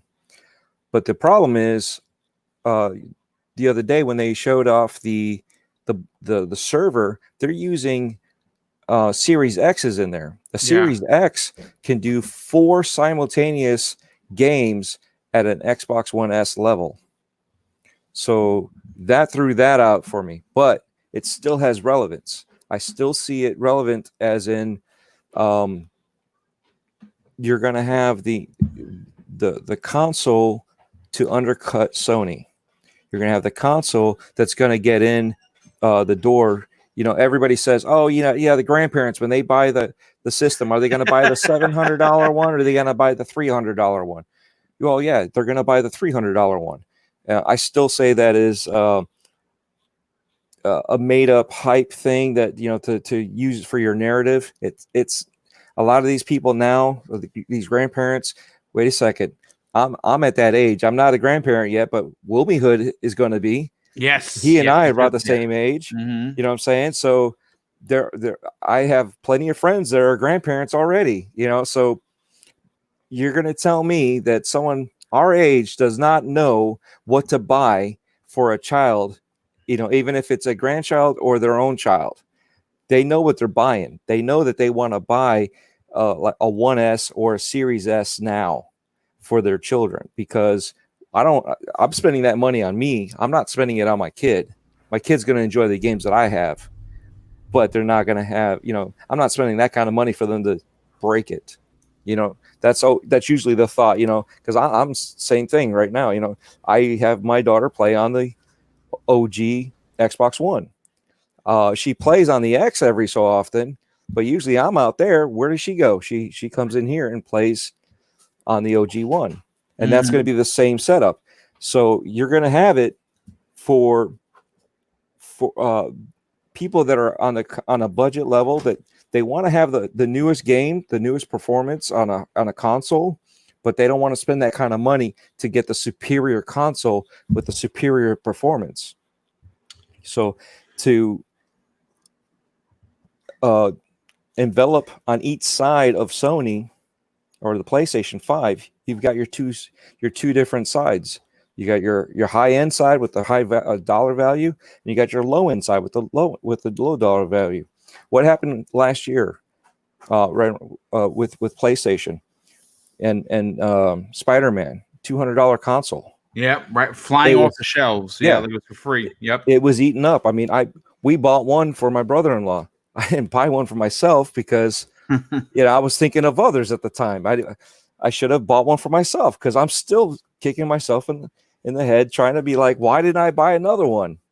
But it's that time of year. I'm thinking of others. We're trying to take care of family members, and he's a super PlayStation fanboy. He's not one of the toxic ones, because we go back and forth. We discuss, our opinions, our sides, what we like. But that's what happened. He had one. He had to do something, so he needed money for clothing. We gave him some money for this and that, but he needed more, so he sold his console. Well, wow. He was doing it for clothing, so he can go to work and do, what I mean? He's doing the right thing. So We're like, fine, we can afford it. Let's go ahead and get him a console so he can go back to gaming again. Reward him for that. This is the scenario that I see happening again. Okay, not us personally, but the scenario I see happening again with just general in the public. When it's a low enough price, you're going to be more willing to buy it as a present. If you're buying it for yourself, are you not going to be greedy? Unless you're thinking you're money conscious and you're thinking, okay, well, I've got a family to feed. I want to play this game, and I have to have it. I have to have the new console. Right? Granted, we don't have to have a new Xbox. You can still play these games even on an OG Xbox One. I'm planning on trying out Halo on an OG Xbox One. I want to see what it's going to look like. I want to see how bad and drastic the changes from an OG One to a Series X. I want to see that difference. And I still have my Xbox One X, so I'll see the half steps. But that's going to be the main thing, though. You know, we have a family. I can't afford to buy this. I mean, that's kind of what happened with my one. You know, we were talking about it with my wife, and you know, we really don't have the money. She surprised me and bought it for me anyway. But that was the thing. You know, you try to figure out your money situation. You're trying to figure out, I got this to buy for this thing. I got this bill to pay. This makes sense to put this out there. And now, if it's going to be without a DVD drive, I don't know. I was always joking around that the Series S would be half the size, but when I'm looking at the internal images, just all they would have to do is remove the drive. Everything else would be the same thing, just like the S and the Xbox All Digital Edition. Just remove the drive. Everything else is going to be in place. There's no way for them to reconfigure this.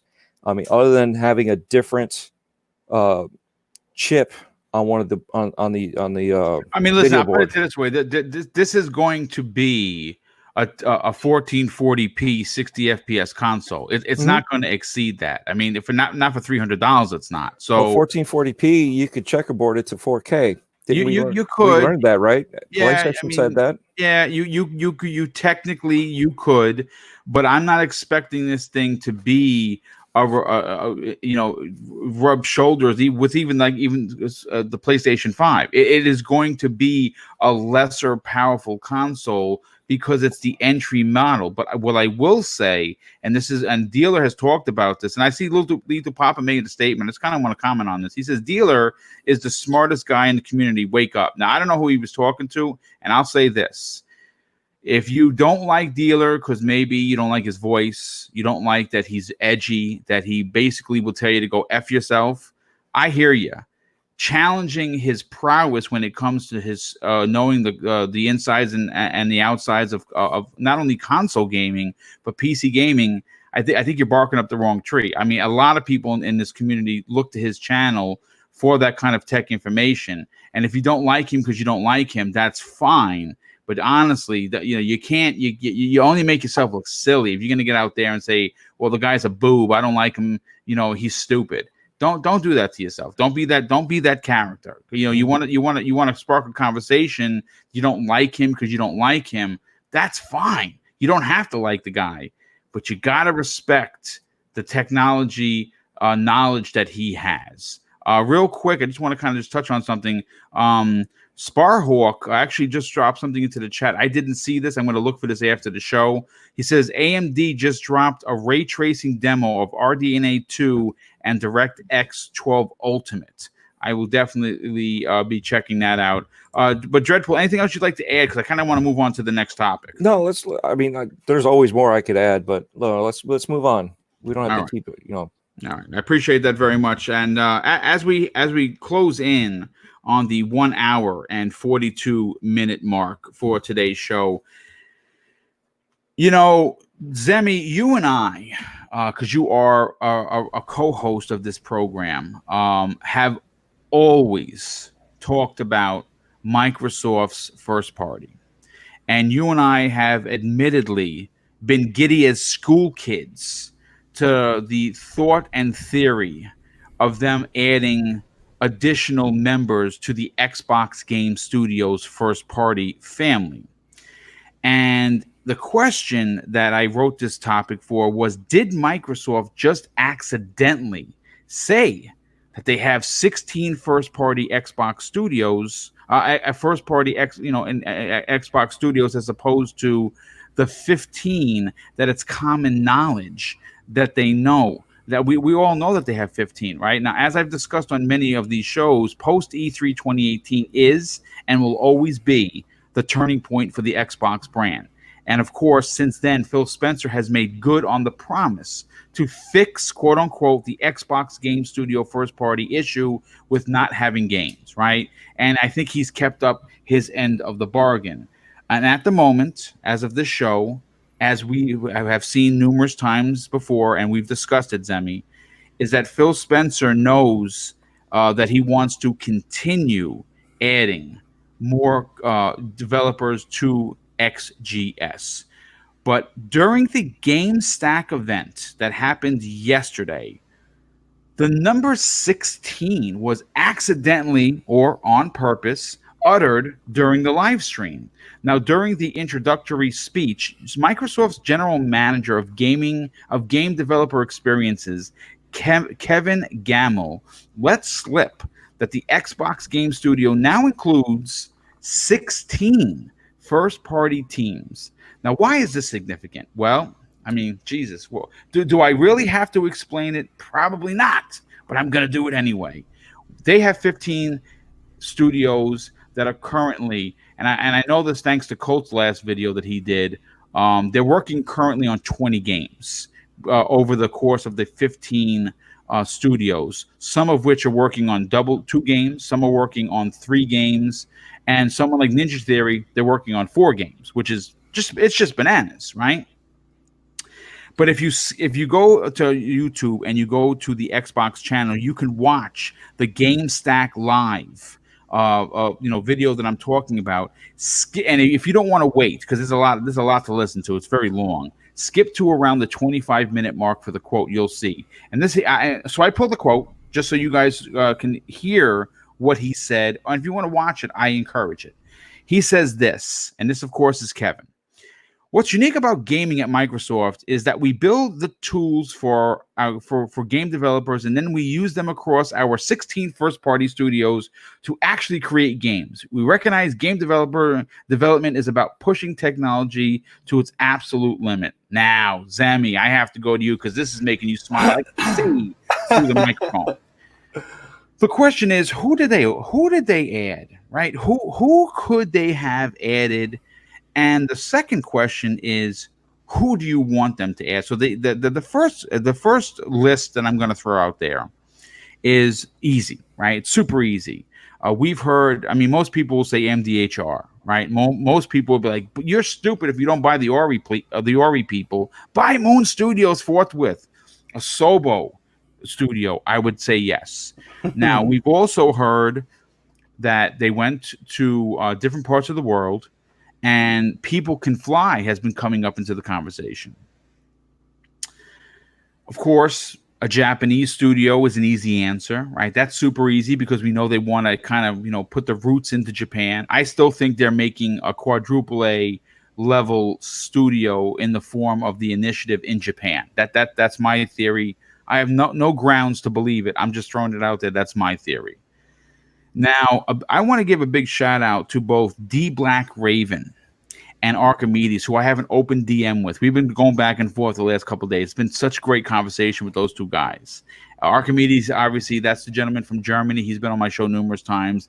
D Black Raven, dude, we got to get you on the show. We got to get your voice heard to the people. But they were talking the other night, and something came up that I thought, shit, if this is real, this is big. And I believe it was D Black Raven that mentioned Techland. And I know that we might have heard in a rumor that Techland was potentially going to join.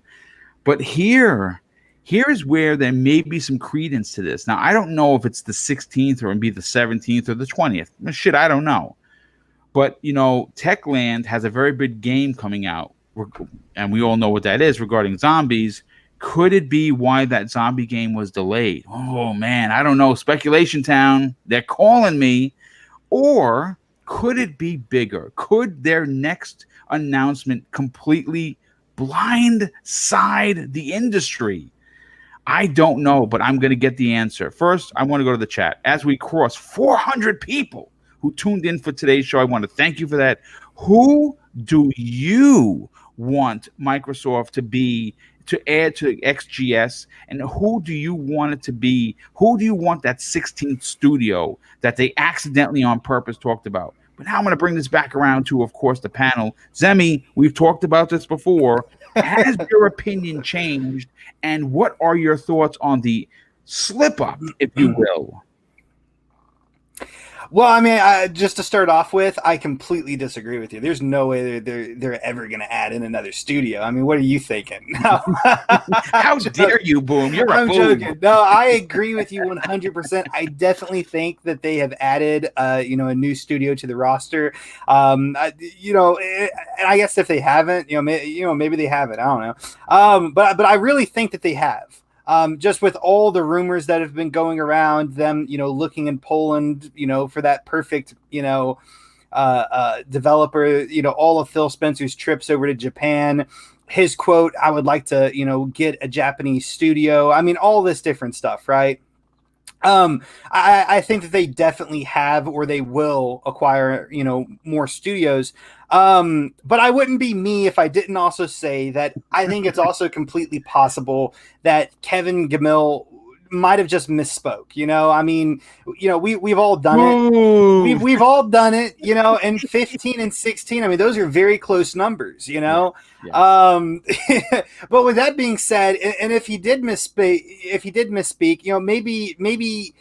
maybe they've acquired 2 or 3 studios and he really should have said 18. You know what I mean? Or maybe, he just subtracted completely let's go wrong. for the gusto. 20. Yeah, that's right. That's right. He really misspoke, right?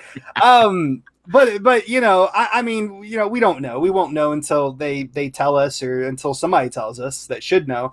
But ultimately, I think Moon Studio would be a huge, amazing fit with them. Ori in the Blind Forest. I've played a little bit of it. I haven't jumped into Will of the Wisps yet. But the game looks absolutely just breathtaking and fantastic.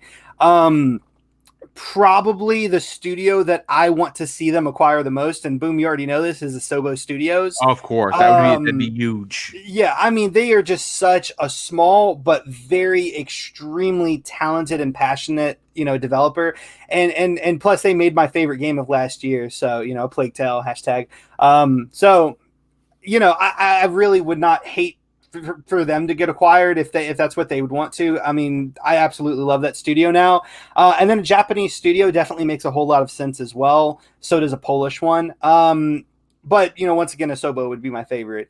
But I was also thinking, I wanted to come up with the most radical, weird, blindsiding studio that I think that they could acquire. And this is extremely unlikely, but I think that this would catch a lot of people off guard. And that's Platinum Games. Like, what if they purchased Platinum Games? I don't. You know what? Dude? I mean, that's a blind side, right? No, that is. And I will say this. I know that there was somebody that told us once or something that like an American company can't purchase a Japanese company or something. Right. And I don't know the legality or the laws, but all I know is what I can type into Google. And I typed something into Google and I found a post of a bunch of people talking about it. And every single person on that post said it's completely possible for an American company to purchase a Japanese company. So I don't know if that's true or not, but that's from my crappy research from Google. I mean, listen, again, when you say the word blindsided, yes, this would be one of those instances. Because, like I said, I mean, if you look back to what Sony did, right, when they purchased Insomniac, that was a blindsiding moment, right? When Microsoft announced 4 studios, including the quadruple A, that was a blindsiding moment for me personally. Oh my God, what's the name of it? When Double Fine was announced as being purchased, for me, because I love Tim Schafer, I love that man. If I could say that I was one man that I really have a tremendous amount of admiration for, it's Tim. I just love his personality. Obsidian for me was the biggest shocker for me personally. Huge. And I also want to say this. In no way do I think Xbox should purchase Platinum Games. In no way do I think that would be a good choice in any world. I think it would piss a lot of people off. I'm just saying I think Platinum Games would be the biggest blindside move that they could do for acquiring, a studio, specifically a Japanese studio. Yeah. Look, I'll say this. So I know this chat's been going around. There are 2 companies that I can see. Again, this is speculation town, people. Someplace I kind of like to hang out because, like I said, if you're wrong, well, You were wrong. No big deal. But I'm not putting my stake into the sand here. There are two companies that I think that if acquired, bring so many IPs with them that the word game changer cannot convey the seriousness of the purchase. Okay. And I see it in the chat. First of all, I'm going to say it's Sega. Now, Sega may not be the Sega Dreamcast / Genesis / Saturn of the yesteryear, but they have such a stout bunch of IPs that if nurtured correctly, they could seriously put Microsoft in a great driver's seat. The other one that I see that keeps coming up, and it's not just on this podcast, it's been on plenty of others, is Bethesda. Now, what are the chances of those two? Probably very slim. I mean, we're talking single-digit percentiles. But could you imagine? You want to talk about a blind side? You want to talk about kicking somebody in the balls when they're not looking? That's what you do. And Microsoft has the money. Microsoft has the money to turn around and buy a Bethesda, who we heard might have been on the chopping block. And with a Bethesda purchase, I mean, look at the IPs that they carry. Wow, it'd be something else. But Dreadpool, I want to get your opinion on this. Obviously, like Zemi said, this could have simply been a mistake.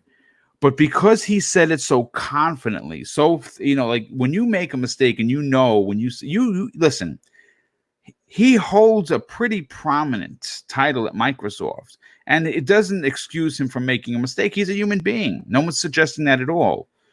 But when you say 16 and you don't correct it with 15 and you complete your sentence, you have to wonder whether or not there's credence that he didn't realize he made a mistake, or there is in fact a 16 studio that maybe they didn't make the announcement yet, and maybe they were going to make it during E3. Maybe they were going to do it at the event in May. I don't know.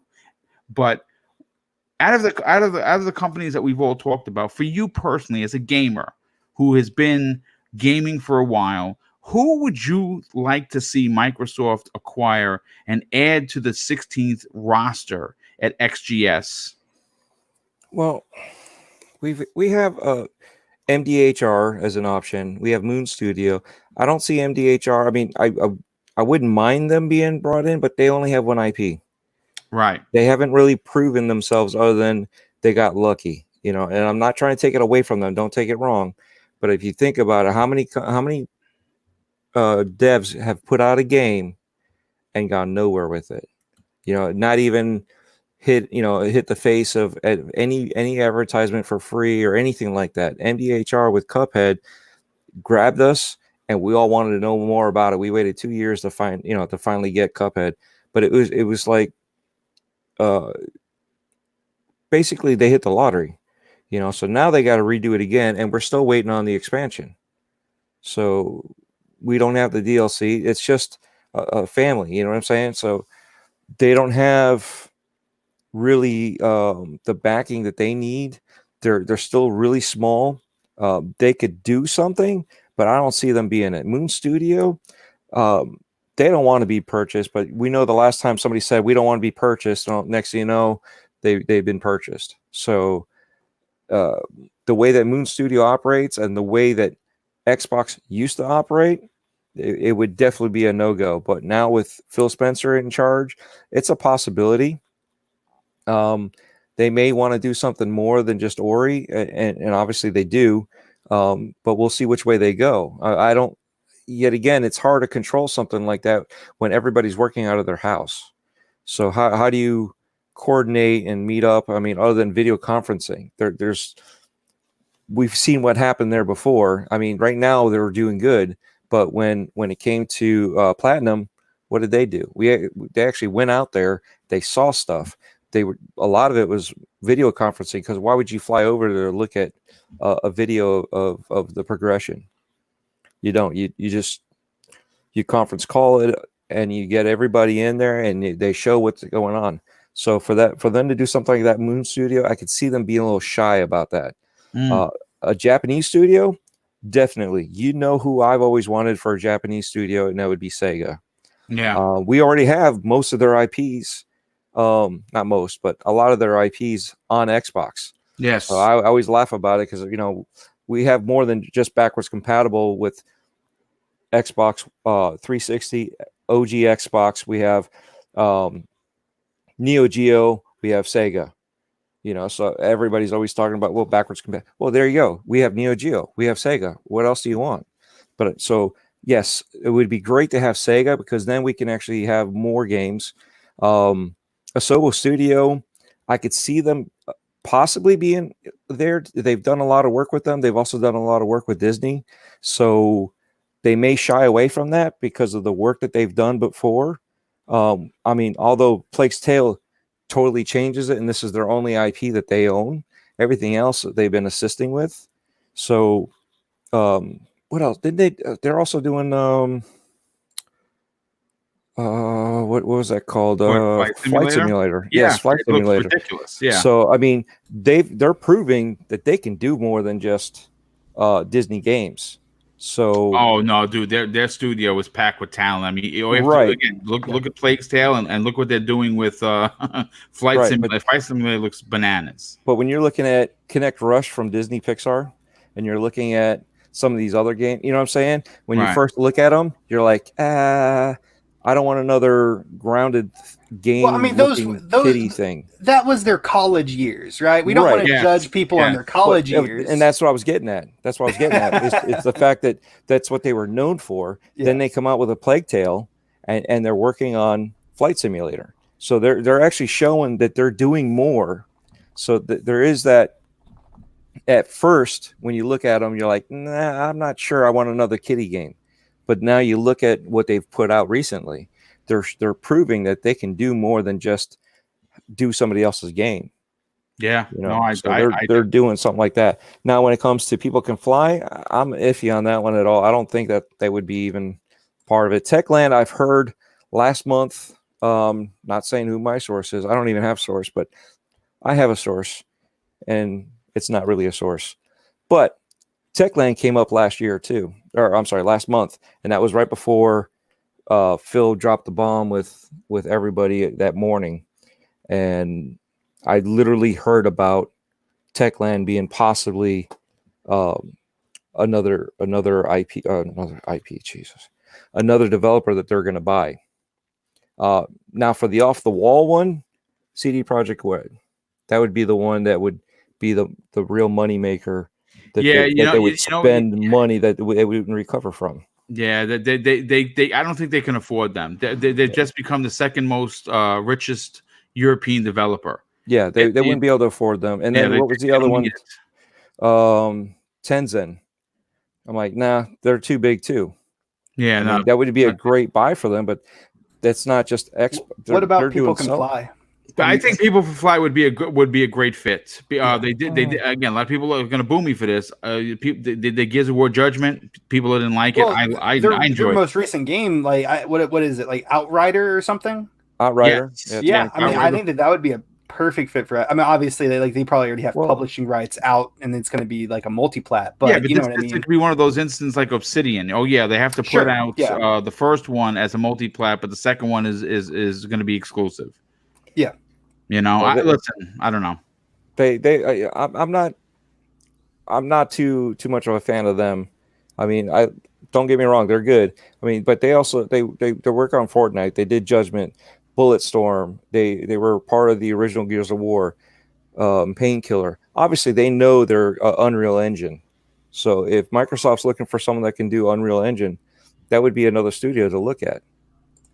So I still say Sega overall would be the best one, because not only do you get your foot in the door, you can actually bring in more Japanese devs together, because now they can actually build Sega up. Listen, it's everyone has very interesting theories. There's no doubt about it. For me personally, this is a completely out of left field theory. There's no credence to it. It's what I personally would love to see, because of this stout, developer that they are.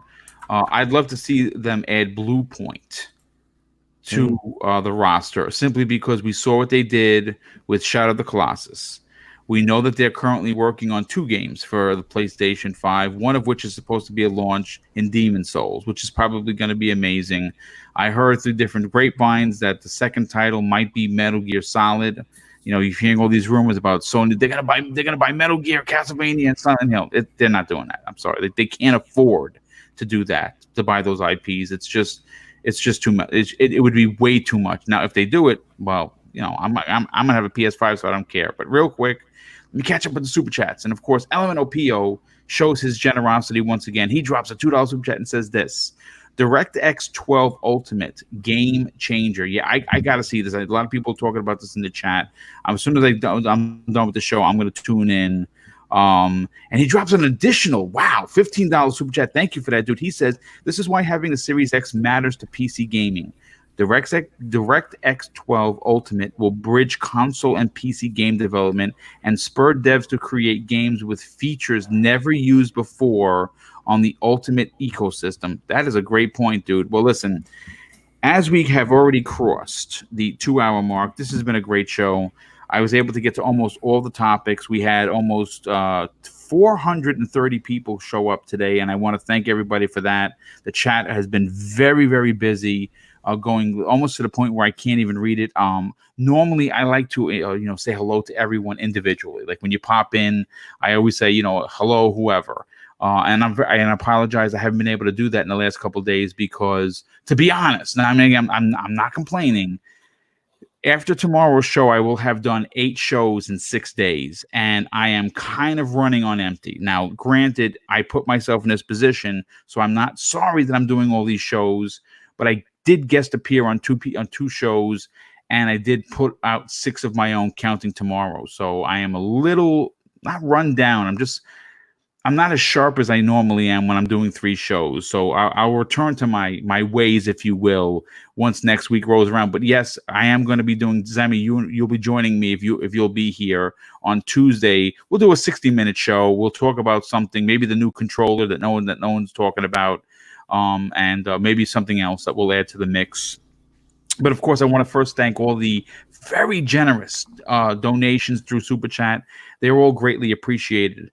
And you definitely help power the show. And of course, I can't do the show without having an incredible panel, which I do have each and every time I do a show, but more specifically today. So let's get into the outro. Zemi, I'll start with you first. Obviously, having you a part of this particular program each and every week is a treat for me, because you not only are an Xbox fan, you are someone that is in tune with the community, and you bring your flavor of being scared to the forefront of your character. And I love that about you. I think that's really funny that we use it as jokes. But dude, honestly, you do bring a lot to the table, and it's great to have you. Please tell everyone where they can follow you on social media, which you've become more active. I'm proud of you. And check out your incredible YouTube channel. I appreciate it, man. And whenever Resident Evil Resistance comes out, like in its beta, I believe we're playing. We need to hop on there. We need to figure out a way that you and me can both like co-stream it or something like that, and like play it together, because I think that would be fantastic. But yeah, so I have actually been a little bit more active on social media. I was looking on Twitter, and apparently I finally passed the 600 follower threshold. So I mean, nice. I never thought I'd be there, but I got there, I guess. But yeah, if you guys want to, definitely check out my YouTube channel. It's called Zimmy Games. I do a bunch of gaming content, gaming news, reviews, tutorials. I'm actually kind of thinking about doing some more Let's Plays on that channel. And then I've also kind of thought about making maybe a second channel and doing Let's Plays on that. That might make a little bit more sense. I don't know. But if you guys, want to, definitely check out that YouTube channel. You can also find me on Twitter at Zimmy Games. Like Boom said, I'm trying to be a little bit more active on that site. But you guys can also send me a DM. My DMs are open, and I always look forward to any of the community members sending me a message. If you heard, one of my opinions today, maybe you disagreed, even if you liked it, whatever it may be, always make sure to send me a message if you want to talk a little bit more about it. I always love doing that. But yeah, thank you so much, Boom. Well, listen, it's great to have you on as always. And of course, love your opinion. And of course, last but certainly not least, Dreadpool, I want to thank you for taking the time out of your very busy day and quite frankly, exhausting day of the work that you put in. You worked some long hours and somehow you were still able to make it here and still be awake through the entire show. So we definitely appreciate it. Please tell everyone where they can follow you on social media, but more importantly, check out your YouTube channel. Oh, thank you. I actually did lay down for a second. I blinked and I was like, nope. If I do this, I'm going to miss the show. So I had to get up and force myself to walk around for a little bit because I got home just slightly earlier than expected because I was rushing home to get here.